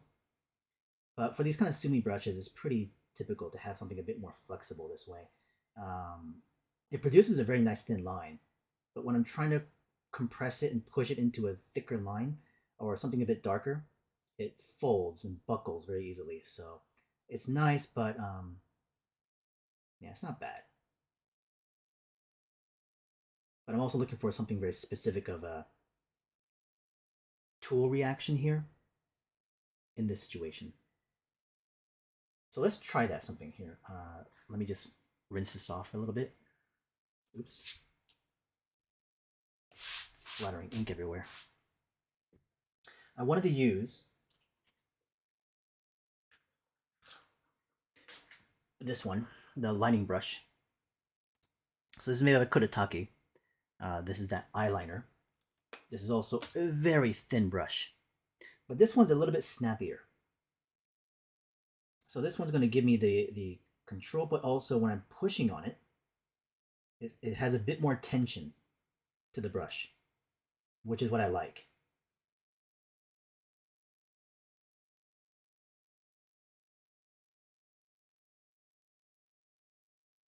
So this is made by Kuretake.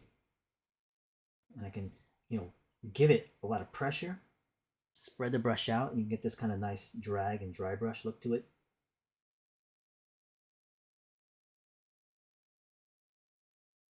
Definitely a good find. One I found at it was a Japanese art store in Tokyo. I can't tell you the name of the place, but I started seeing these on shelves, kind of all over in stationery stores and stuff like that.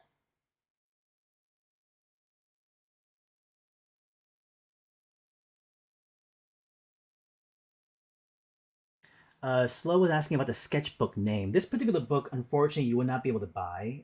It's not in stock anymore. It's made by a company called Epica, Epica, and they're based in Italy. And this particular paper is a paper made in Italy from a certain family, which they unfortunately stopped making. So even if you wanted the book, they don't have it in stock, and it's not priced for the average consumer. So a book like this one here is going to cost around 200. So it's not cheap.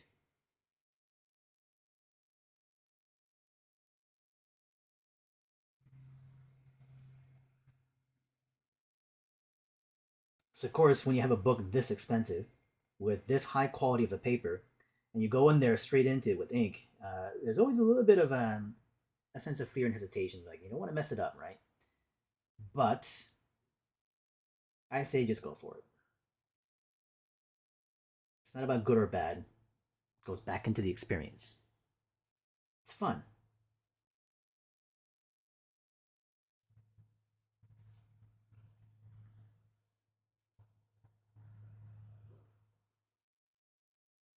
Anyways, now this is starting to come together a little bit. Let's zoom out a bit more.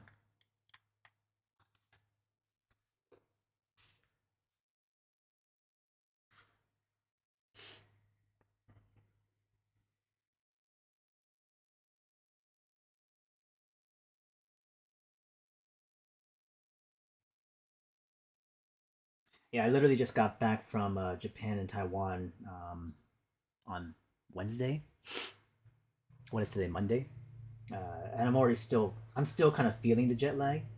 I usually feel it the worst coming back to LA. When I'm there, I'm like perfectly good, not feeling tired. I'm totally awake. I wake up early and ready to go. But once I travel and I get back into LA time zone, man, it destroys me. I slept like 15 hours straight when I got back.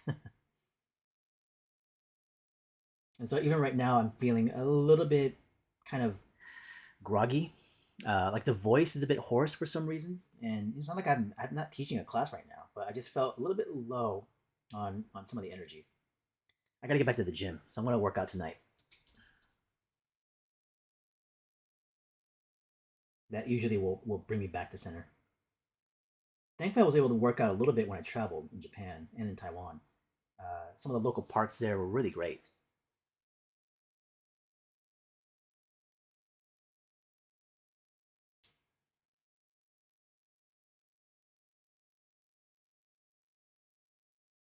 I'm going to center a lot of this high contrast in the plano change as it goes into a dark shadow shape underneath the form of some of the muscles and exoskeleton. So it'll give you a bit of dimension, stuff like this underneath the abdominal.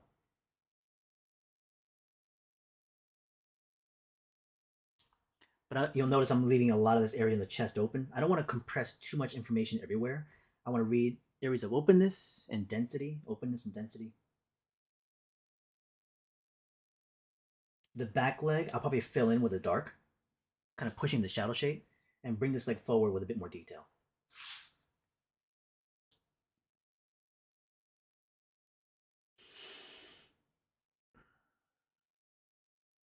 A couple of the questions here. Jay Decker's asking, any tips on how to keep values consistent? Well, I would say, I mean, of course, taking a class on being able to, study value structuring would be good. We start off by doing things of, building up to full value systems. So we'll go with simple like black and white imaging. So, playing with things like shape, contrast, black and white. Then we add things like a third value. So we'll do like a three value system. Then we do four values, and you can have a whole gradient in there, but we build up to it.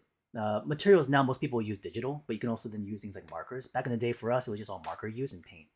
So we use either acrylics, gouache, or markers. But today, mostly digital stuff. So in terms of what's really good to study on is film studies. So watching movies for composition and doing film studies of value only. So you can find a good shot in a frame, study what's in the foreground, middle ground, background, separate them based on shape, languages, and then go into the value breakdowns within them. So film studies we used to use a lot back in Art Center to do value studies.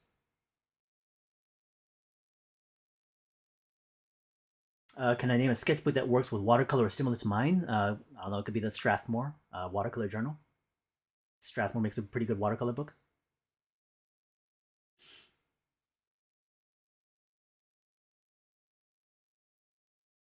Do I play basketball? Terribly. I like it. I like shooting, if anything else. I don't really play as much, but I enjoy watching basketball a lot. So I'm watching the playoffs right now. Just finished the game. I'm missing the current game, which maybe I'll turn on to the background. But I just watched the Boston versus Philadelphia game, which was pretty good. Sixers won. I thought the Celtics would take it, but they didn't.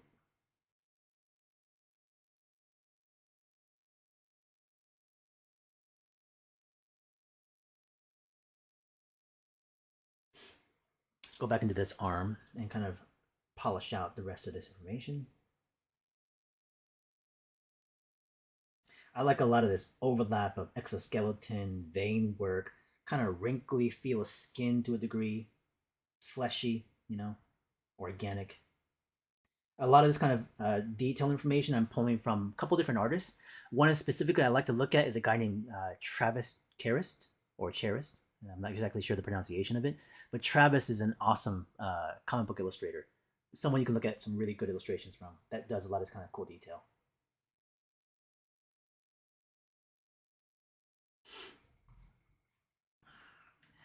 Donation from Mark. Appreciate that, man. Almost $10 there. Celebrate the first super chat from Mark. I appreciate it. If you have any questions, Mark, let me know. Any comments, questions, thoughts, things you want to share, you're welcome to, and I'll spend some time.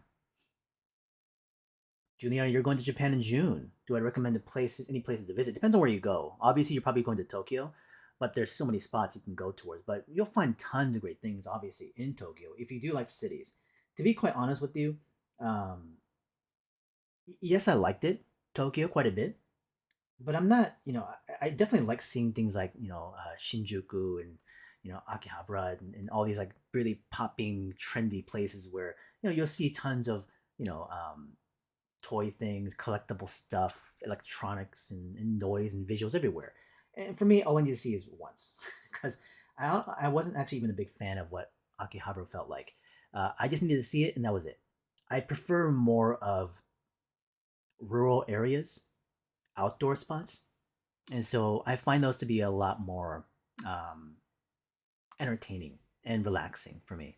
So when I was in Tokyo, I really loved seeing the that one palace. What is that one called? Let me see if I can look it up real quickly. Um, I was staying in Roppongi, and so in Roppongi, sorry if my camera's not picking up my phone, hopefully, but the place that we went to was Chiyoda City. So in Chiyoda City is like a big open. It's where the Imperial Palace is, um, and I love walking around there for the gardens and whatnot. But I prefer stuff like that. I really love more cultural architecture, historical things myself. Um, but that's just me. But if you prefer, restaurants and bars and cafes and all those kind of things, yeah, Tokyo's gonna give all you that, and you'll find an abundance of it. But Chiyoda Sea was great. We went to Chiba. I went to an onsen out there, which I loved because it was just out in the mountainous areas, open, felt very rural, which I really liked a lot. Cities are great, but I prefer more, outdoorsy.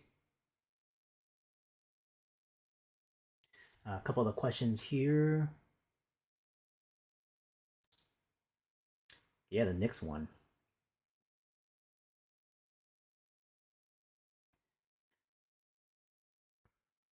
So, question was, is my dynamic figure sketching beginner friendly? Well, not necessarily.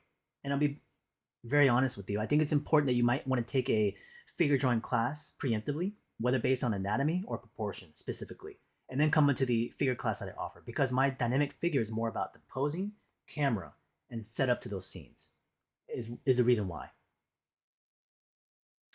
Juliana, I was in Japan for vacation, fun, and family. Yeah, this is a Kamen Rider inspired. More insectoid, less of a guy in a motorcycle suit, and more of an actual creature. There are a lot of sculptures out there that are this kind of interpretation of Kamen Rider, which I really loved seeing when I was young. There's something about this like insect dude tearing up creatures that I found very entertaining. Using a thin pen right now, this is the Kuretake eyeliner, is essentially what we're called. Gives me a lot of these specific details. I might turn back into the brush. I was using this brush earlier. Let me just kind of get some ink on there. See if I can kind of play with it more.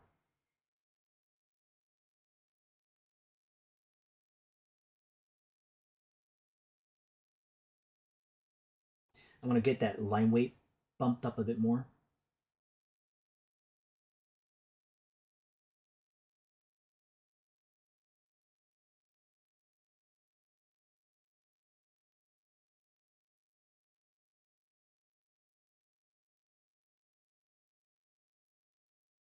All this leg I'm going to push dark and shadow shape.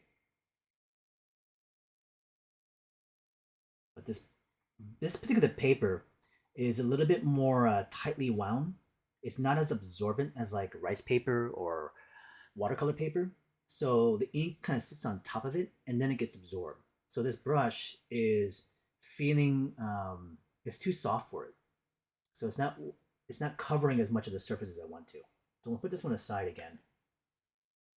I'll come back into this and fill in later on with a different brush. Something a bit shorter, more bristly.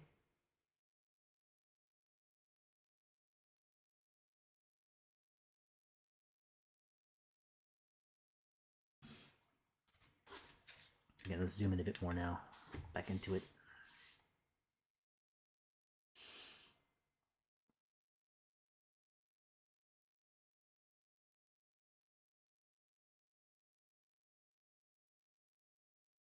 Jai is saying, can you tell us how the cone of vision works? Well, basically, to kind of tie together with the human eye, each of our eyeballs, as a human has two eyes to be able to see in kind of a binocular vision, we see, I believe, about 30 degrees on one eye and 30 degrees in the other eye. So we get a cone of vision, which is a 60-degree cone.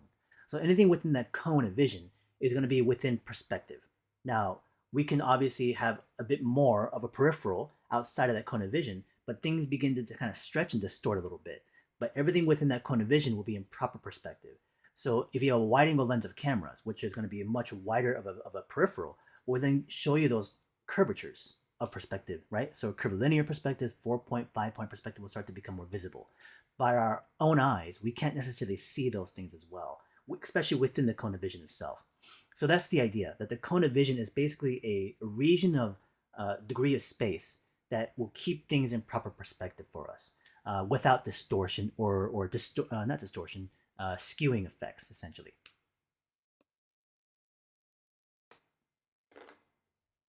Jack is asking, how do locals feel about tourists in Japan? To be quite honest, I have no idea. I'm sure a lot of people in Tokyo are fine because we get tourists all the time. But in more the outback areas, I have no idea. Probably not.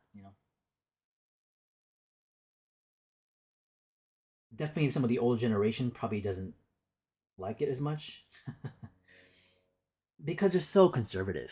They're so very calm, quiet, disciplined, shy people. But also, I'm sure they're set in their ways, especially that old generation itself. So when people from outside are coming in, they're probably not as warm to them, but they're not gonna show it to you. They're not gonna say it to you.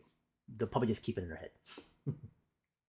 Unlike if you go to some other countries, which can be more vocal, places. For me, probably one of the more vocally places where they don't like tourists was like in Paris, in France.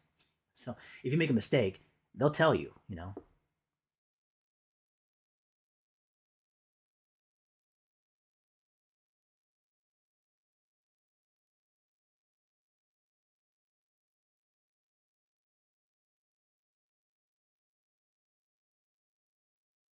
Okay, let's move into this side of the leg a little bit. This kind of line work again is some of the visual effects of some of the segmentation, the surfacing of the exoskeleton, the material, but also just straight design of visual aesthetics, things that I like.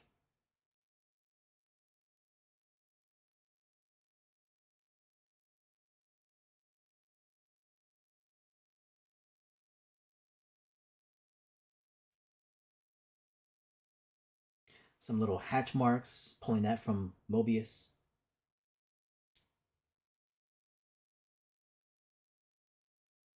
and other manga artists that I like. It kind of gives you a little bit of a surface variation, roughness to things.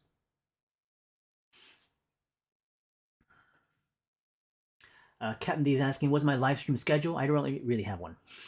I go on when I want to. So you catch it or you don't. Does imposter syndrome ever go away? Maybe is your question. I'm working a second day at a studio. I'm assuming working full time, and I feel like I'm not good enough to be here. I'm the youngest and most inexperienced, and I worry this feeling won't ever go away. Um, I would say it probably doesn't, because even if you were experienced, there are others that are more experienced than you, always. So for me, uh, jumping from one pool to, and I've talked about this in the past. I've jumped into the pool with the Super Ronnie artists, you know.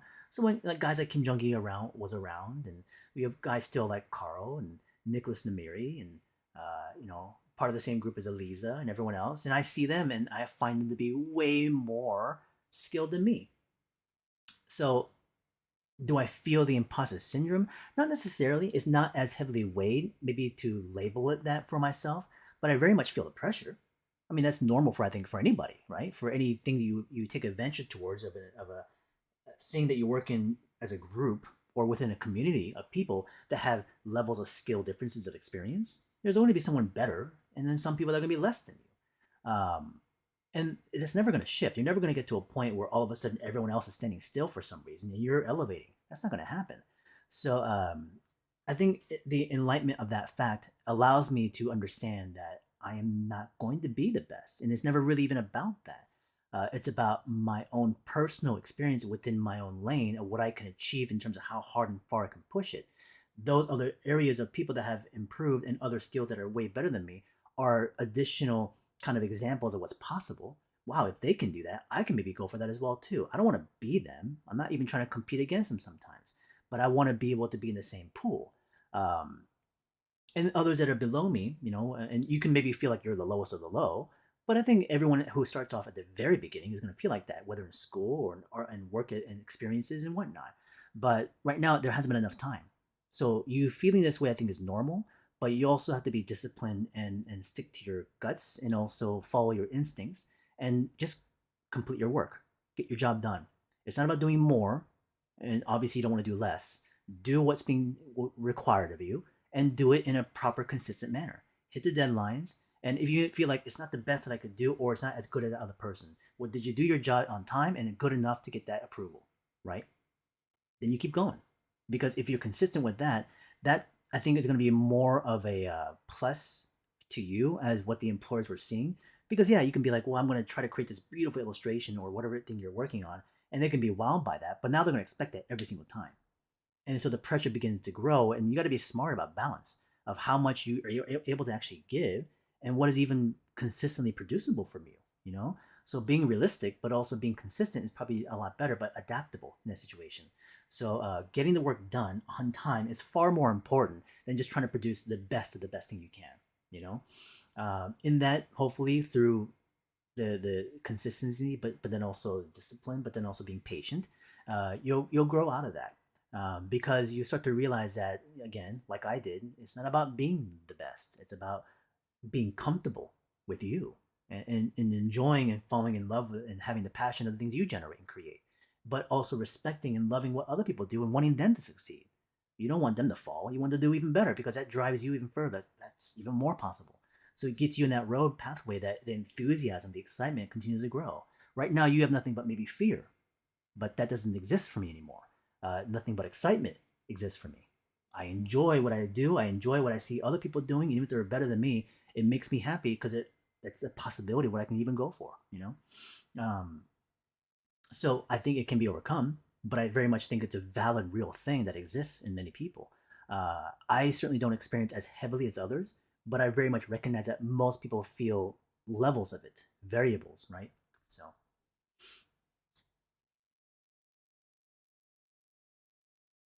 hey, Nico's actually here. Nicholas.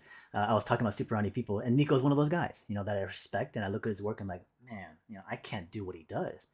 But we're also different people. We produce different things, and I can respect and I enjoy what he's doing. I'm not trying to be Nico, but I look at his work and I can very much fall in love with it.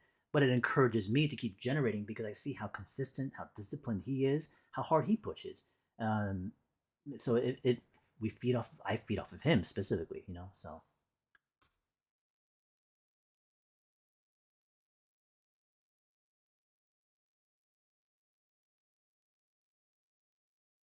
yeah. So question about the front leg is foreshortened. Is this a worm's eye view? It is. I'm looking up at him slightly. It's not extreme, but we are looking up. So it's not extreme foreshortened.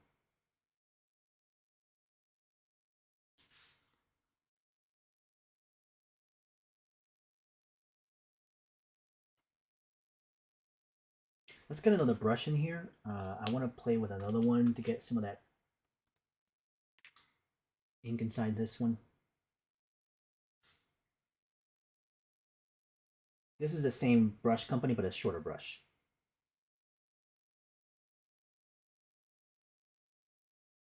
Let's get a bit of water on this.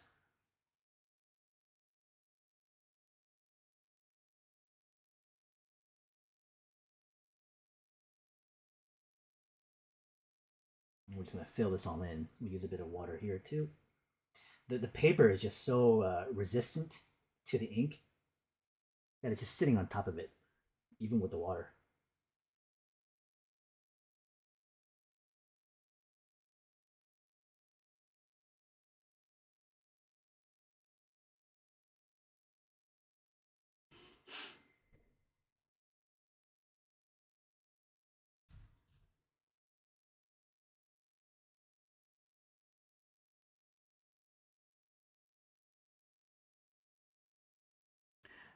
Favorite felt tip pen? For me, it's gonna be. I mean, honestly, it's just the typical felt tip pen, which is the Faber Castell. So, sorry, we're gonna stay in frame.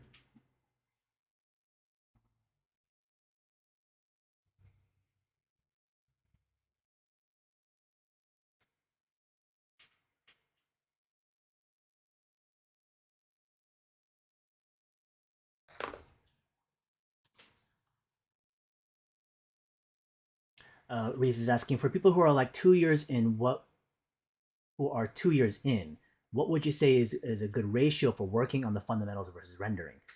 Well, rendering is a part of the fundamentals, so they shouldn't necessarily be separated. But understanding the fundamentals, how to build first, having a strong foundation to then render on top of, needs to be done. So, but should I wait at a certain point to start rendering? Not necessarily. You should begin to render to practice those fundamental tool sets. But in ratio to it, I would say maybe like 70-30, you know, maybe 60-40, but more 70-30 of more fundamental structuring of structure of form and shape versus rendering. But they should be intertwined together at some point, or earlier than later.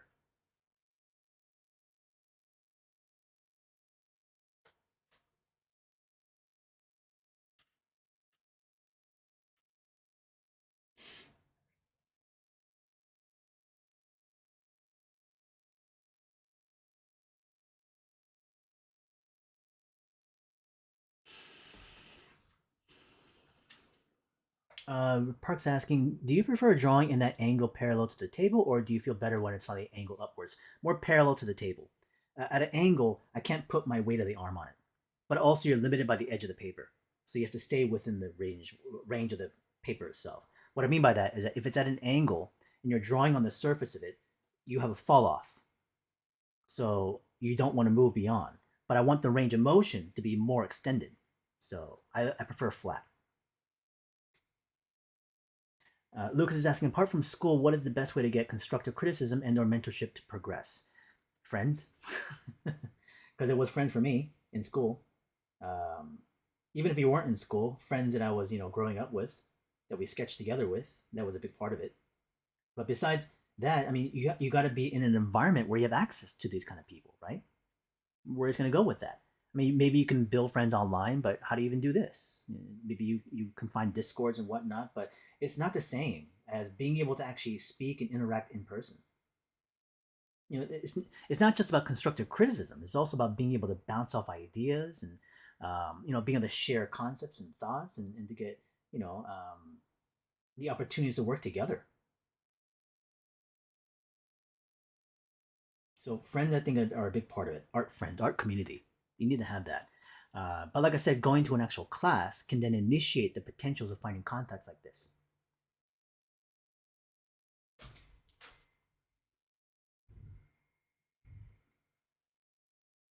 Appreciate the comment, Juan.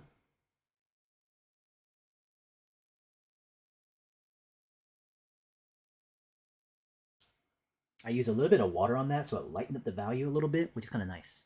It has a bit of a gradient there. Now I use this black ink to kind of push the line weight around this creature character's arm.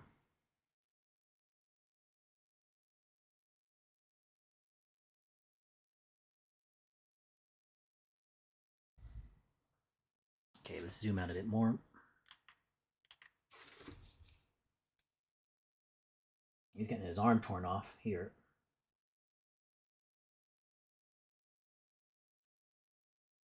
This is probably about the size that I like, this particular brush. The other one I was using was just a bit too long. I think if the paper was bigger, I'd have a better experience. And also a more absorbent paper. But at this sizing, this works a lot better.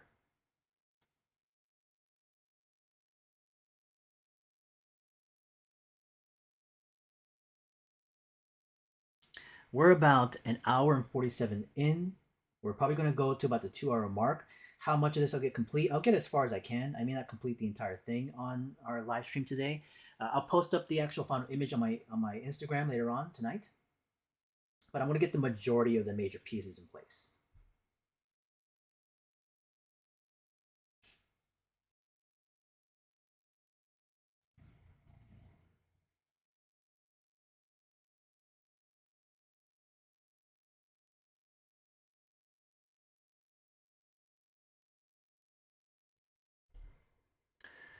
See a couple of comments.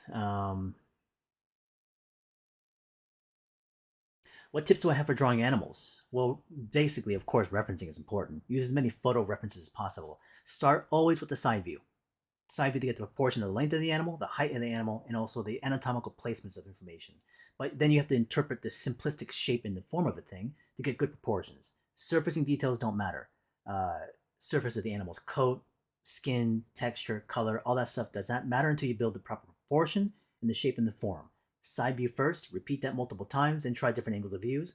Call outs of things like heads, legs, parts and pieces.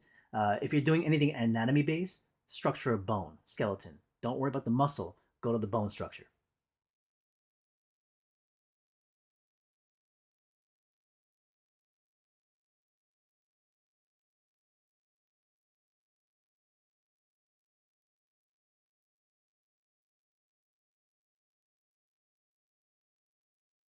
Now, hopefully, we'll do these continual live streams into the future soon.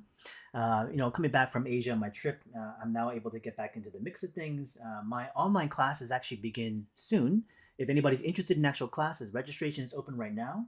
Just go to my website, peterhanstyleart.com, and you'll find registration information there.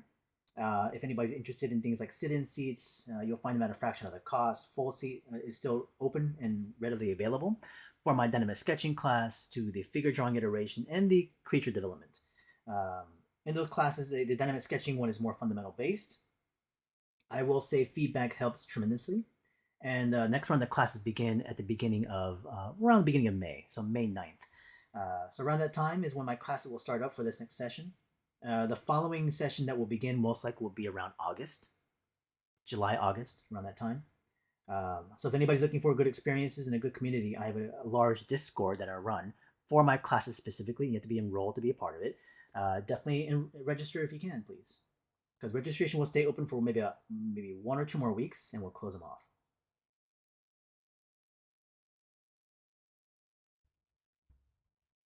Is 1 year experience good enough to take the dynamic figure class? 1 year of experience of using the or studying figure slow? If you have 1 year's experience drawing figure, yes. Etienne, the Dynamic Bible 2 hopefully will be out by this year. It is being worked on. I'll start to share it actually fairly soon on my feed.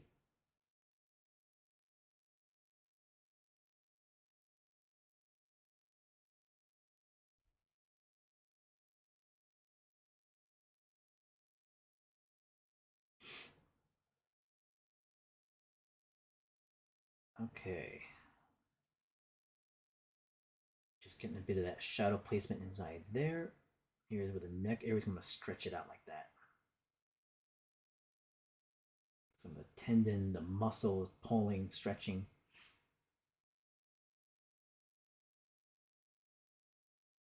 For ink work like this, I also really like looking at Bernie Wrightson.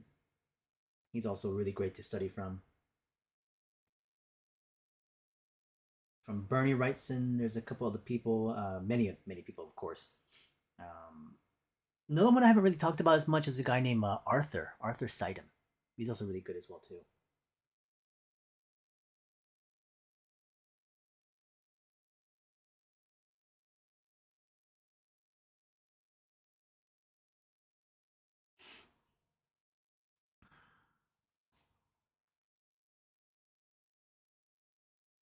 Yeah, as Chroma or Maxine is saying, if you have general experience in figure drawing, being able to build proportion well, you should be good.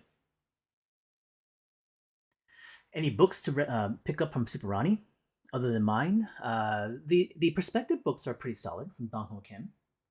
I haven't kind of gone through them in full detail, so I can't necessarily give you my full opinion about them because I don't actually have copies of them. Uh, Even like the anatomy book from Stonehouse looked amazing, but I don't actually own it, so I can't necessarily recommend or tell you which ones to really go for. I don't like to give opinions if I don't actually have gone through myself, in detail.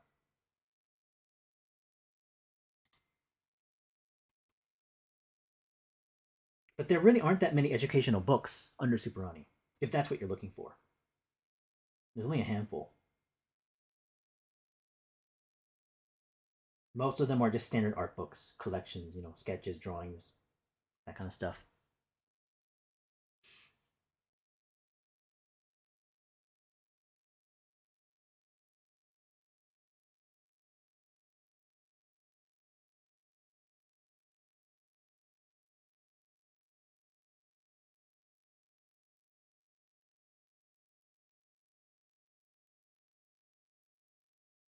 So today we're pretty much working with straight brushes, no felt tip pens, no mechanical tools.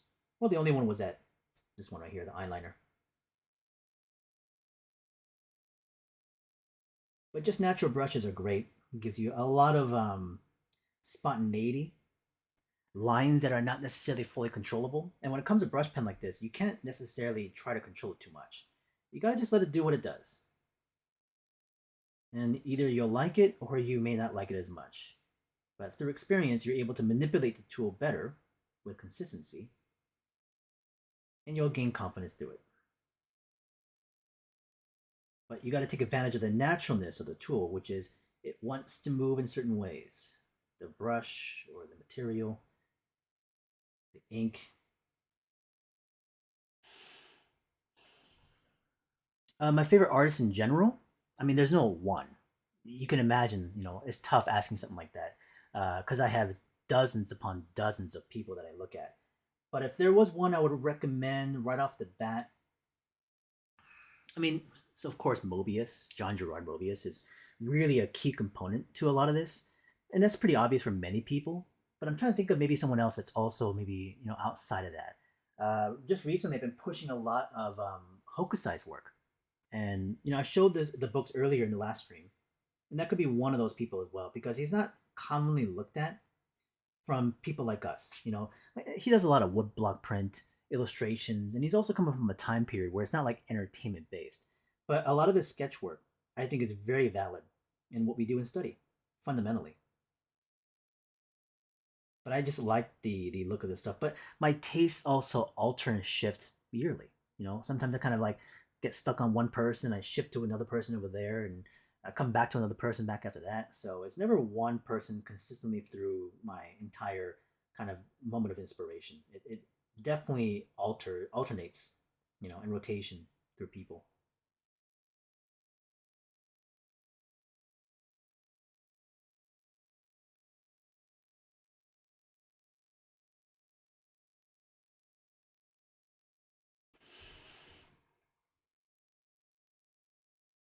Am I familiar? Jack is asking, am I familiar with David Finch's work? I am. I've seen his comic stuff when I was younger. I know that he does recently a lot of the YouTube stuff. I haven't really sat down and watched a lot of them. They seem educational, but they're also covering a lot of very basic and generic things, which is fine because a lot of people who are being introduced to content can be very, you know, they can very much benefit from that. But for me, it's like I don't need to necessarily watch them. And it's not just him, but with any artist, some of those really early basic stuff, generic things, I'm not really gonna sit and watch. But do I like his work in general? I mean, to a degree. There were a certain amount of Western comic artists that I liked, but David Finch wasn't necessarily one of the primary rotations of artists that I liked at the time. Have I seen or got the Rosso storyboard book? I don't have that one. I do need to get it. I have the Rosso art books, and the one that he has, which is all the airplanes and the vehicles. Speaking of Porco, I do have his little. I picked up a bobblehead when I went to the Ghibli store. I'm a huge fan of Rosso. Some other things I got from Japan. I got this. I picked up all these mini things. The Ponyo boat made by Tomika. Yeah, a bunch of other stuff. I got this vending machine gashapon thing from Ghibli store as well too. A little crab, Totoro.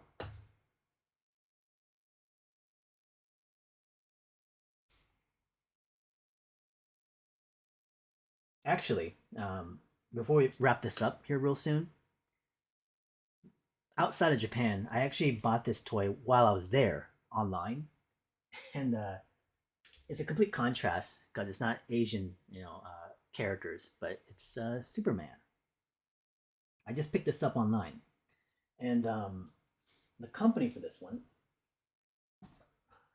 I don't know if anybody's seen it before. It's a company called BMS. I don't really know who they are. It was on a website called like Metaverse or something like that. I'm thinking of doing a review on this. I saw on an Instagram post this figure, and there was a video of a reel that was showing the articulation of this thing, and I really fell in love with it. For one thing, I like Superman. Um, and so when I found it on Instagram on the reel, I had to search for it, and I found it on the website from Metaverse. So I bought one, and this thing is really nicely articulated, and you can actually put in some really good positions. And it's got like multiple hands and stuff like that, and it comes together pretty well. It's got complete full rotations here on the hips and the torsos, and the legs bend really nicely. So I just like the way this kind of felt. Um, so I had to pick it up, and I got it while I was in Japan, and it shipped over here. When I got back, I was able to open it up and kind of take a look at it. But for posing, man, this thing is awesome. So I put him in this classic Superman pose with the chest out, and he stands pretty well. But I thought this looked great. The head sculpt's all right, but I didn't care about that. I was more interested in the articulation of the figure. Do I use it for a drawing from? Not necessarily, but I like seeing it because as I put it in pose, I can analyze it, and it builds visual memory for me. It does. It's like that style, the Kingdom Come version from Alex Ross.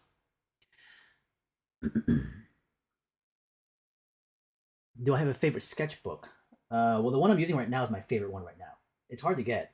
It's made by that company Epica, and I wish I could buy more, but they're so expensive, and unfortunately, they're not making any more of this size.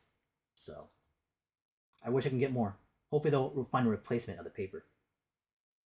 Once they do, I'll pick up another two. but they're so expensive.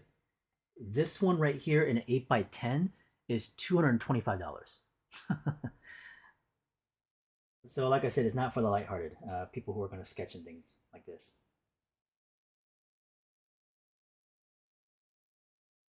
And if you get this book and you're spending that kind of money, if you don't draw on it, that's a waste. You got to use them.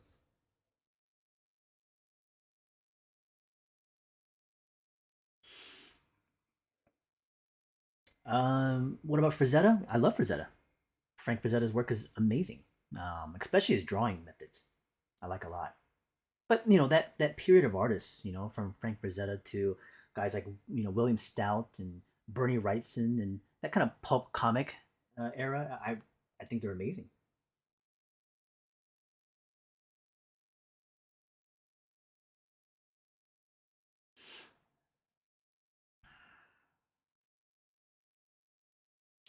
Generally curious from Maxine, since you're a collector, how do you make space for your things? Well, as you can see in the background, it's dense, full of stuff everywhere. Sneakers and toys and things I collect from books and whatnot. I'm moving to a new place at the end of May. I was able to get a house with my partner, and as we move, I'm looking to purge. I want to purge as much as I can, get rid of old books, things I don't need anymore. It's hard for me to let go of stuff, but I really want to. Um, but yeah, I'm gonna try to get rid of them as much as I can. The house is bigger, so I can fit more things. But the thing is, the house that I have is kind of small. It's cramped. And storage units, yes. I'm going to store a lot of things as well too. I've sold off like half my collection of shoes, actually. So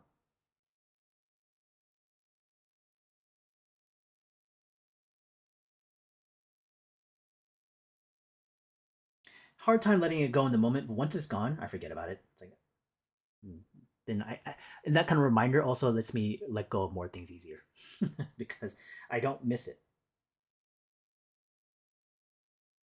And I'm not a hoarder. I'm definitely on that border. I gotta be careful. So let's see other questions. What got me inspired to go for this kind of art style? From this particular art styling is going to come from a lot of the European artists and Asian artists that I grew up with. Uh, so this one in particular, there's that one. I'm trying to remember his name. He's a Japanese sculptor, and he does a lot of these kind of like common rider and insect kind of things and creatures. It's killing me that I can't remember his name because I have a lot of books of his stuff, and I have one of his sculptures as well too. And I'll remember next time. But anyways, his inking style I very much like. It kind of falls into here. Terada naturally comes out in this situation. Katsuya Terada, and then of course, as I mentioned, some of the European artists as well too. Mobius, especially with this like small minor hatching technique that I do. It's all Mobius. I'm a size 8, smaller sizes, but yeah, that's what I wear.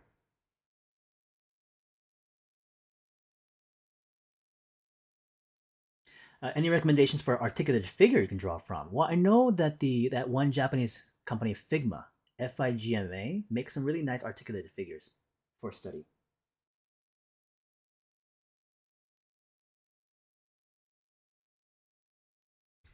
Let's move the camera a little bit, or not the camera, the sketchbook down a little bit. We're just gonna do a last couple of bits of information here. I may not be able to. Well, you know what? That's it. Let's place in the face.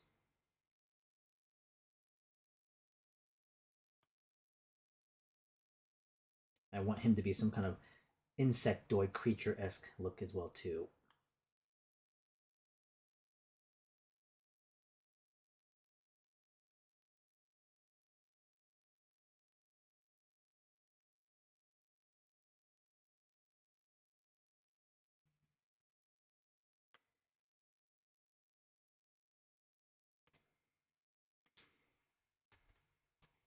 I'm gonna move some things.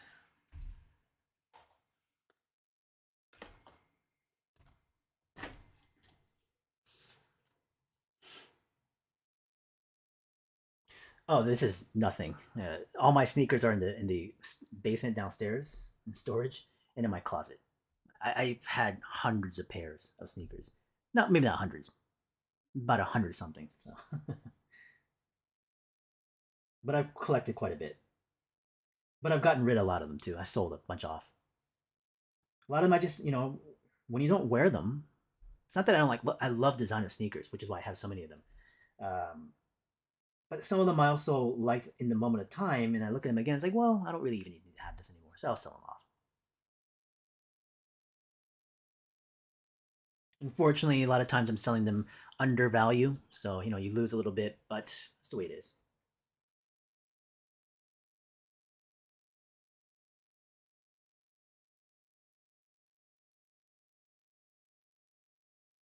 But I've stopped buying as much as I could. Even this year, I've only maybe bought maybe a couple of pairs of sneakers, if that. Most people wouldn't even do that, but again, I'm a collector in this area. So I didn't, Jack. I completely missed it. The Gigi's. I have his other ones that came out beforehand. The one that were unreleased and then now released. But the runs that came out this morning, I missed it. I was out. I was so tired. I couldn't get up. And that's the only unfortunate thing here in the West Coast is that the sneaker draw is at like it's what 7 in the morning. So I'm never really up all the time that early.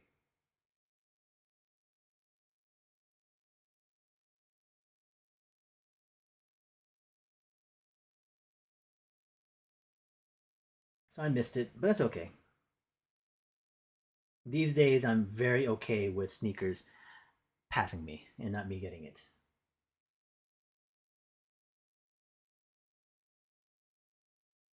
I'm being much more selective of what I want, and I'm trying to do even less than that.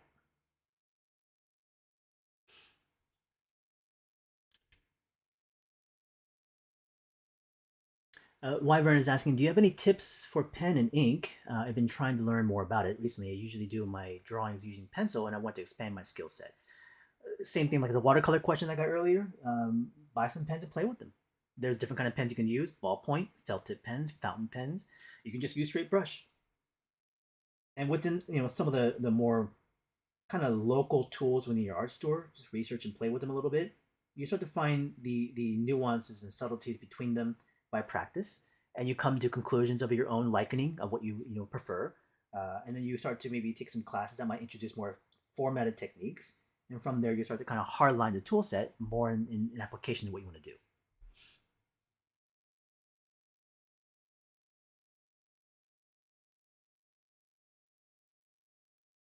Mars was asking you what is my favorite player all time, Portland Trailblazer. Oh, well, I grew up in the '90s, so I grew up watching Jordan, and I actually did like Clyde a lot. So I grew up in Oregon as well too in the '90s. So from '93 to about '90, no, I'm sorry, '93 to about 2001, I was in Portland. So around that time, I would watch, a lot of the Portland basketball. When Rasheed Wallace came through in that time period, I liked watching him a lot as well too. But Clyde from the time of the '90s, then Wallace in the 2000s. I was a huge Jordan fan, so I watched a lot of Jordan in the '90s as well too, in combination to it. Today, obviously, Dame is the guy, but that recent rookie that they picked up, Shade and Sharp, I'm a huge fan of, and I have a bunch of his cards right now that I collect. I've been isolating his cards, so I got like a lot of these autograph cards from him. Well, I was able to pull and buy. So this is like one of his bunch of his rookie cards that I got. This one I got in a redemption. This one I pulled and they sent it to me from Panini. It's a Kaminga RPA. It's a patch and an autograph out of 49. This one I don't collect Kaminga nor the Golden State, but so I'll probably sell that off at some point. The card that I own that I like the most is this one here, this Dame. This is numbered to 5, number 1 of 5, on card auto. This is a patch that game worn. This is a expensive card.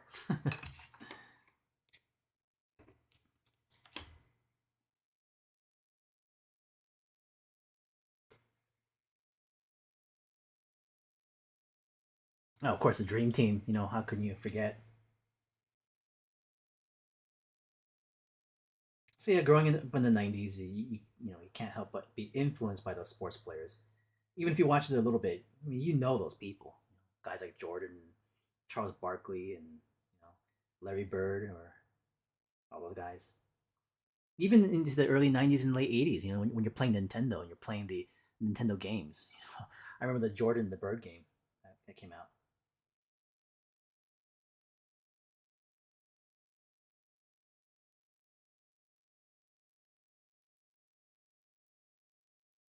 Let's have his antennas coming out this direction.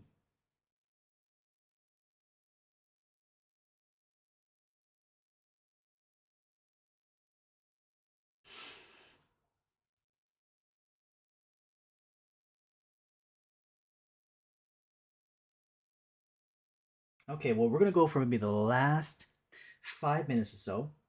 If anybody has any last comments, questions, concerns, things you want to discuss or talk about, I am here. If not, we'll do it again some point soon. I'm hoping maybe at some point maybe at the end of this week, most likely next week. But if it's gonna happen this week, it'll most likely happen on Thursday. I have a live event I got to do for my own classes, and then from there I might be able to go on YouTube after that.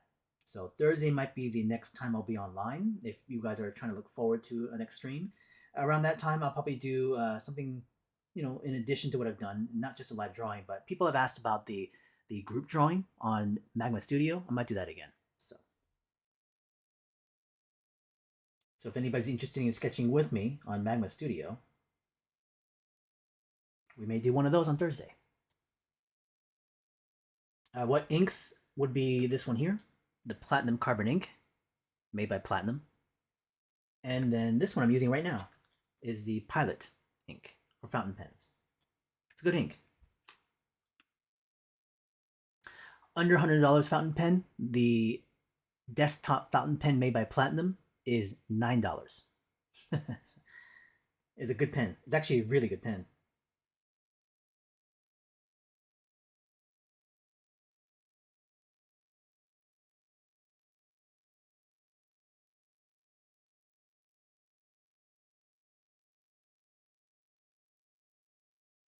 And I'll start to refine this, add a bit more as I go into the break.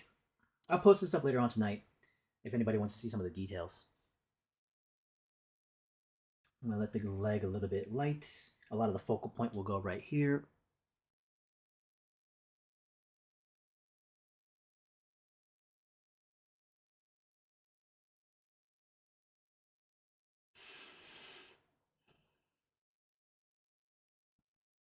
The concept design studio from San Francisco. It was called Big Rooster or something like that. No, I don't know that one. Oh, you're talking about? Are you talking about Massive Black?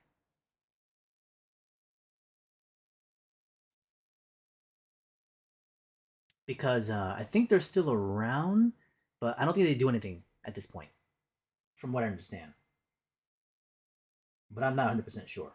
I've never done anything with Massive Black, but um, there's not much else up in the Bay Area that I know of when it comes to things like workshops and schools, unfortunately.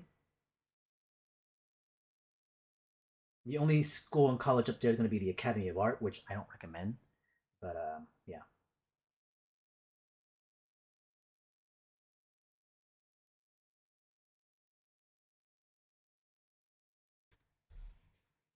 And again, I appreciate all the comments. Thank you for some of the donations that were in here. Help support the channel. I'm trying to still continue to grow this YouTube channel, and we've hit that 50K. We're already close to 51. I'm gonna try to do some more guest live streams as well too for questioning. Um, so content will constantly alternate from one to the other.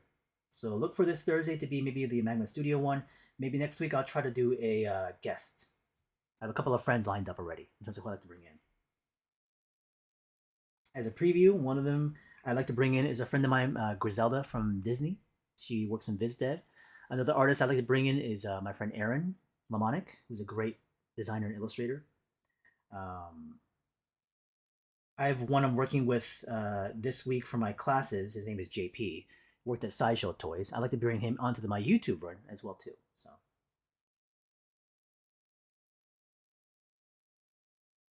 if people here have suggestions or things you like to see more of, especially like guests, like who you want me to talk to, I can start to pinpoint and find people that I know.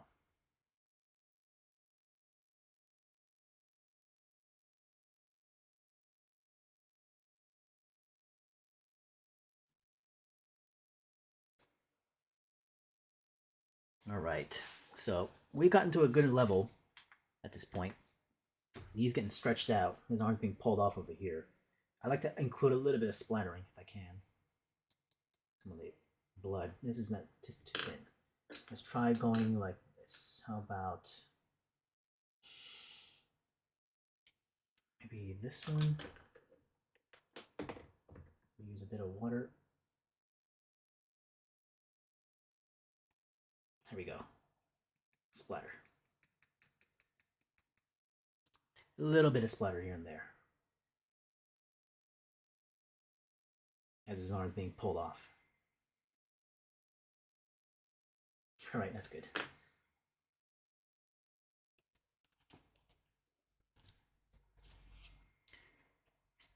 Hey, Juliana, thank you again. Appreciate that. Thanks for the comments, questions, and also hopefully it was helpful a little bit to talk with you guys. In any case, thanks for all of you stopping by. We're going to end this session currently, and hopefully you enjoyed the moments together. Next time around Thursday, we'll hopefully do it again, and we'll continue on for the rest of our year if I can promote this as much as possible and grow it. And if it continues to get better, I might isolate this as being one of my central areas to really commit a lot of time to. So. Thank you again for the feedback, information. Hopefully, all of you guys have a nice week. I'll see you at some point real soon. Thank you guys again. So, Carl, I'll make a bookmark of that on my mind. Thanks again, though. Appreciate it.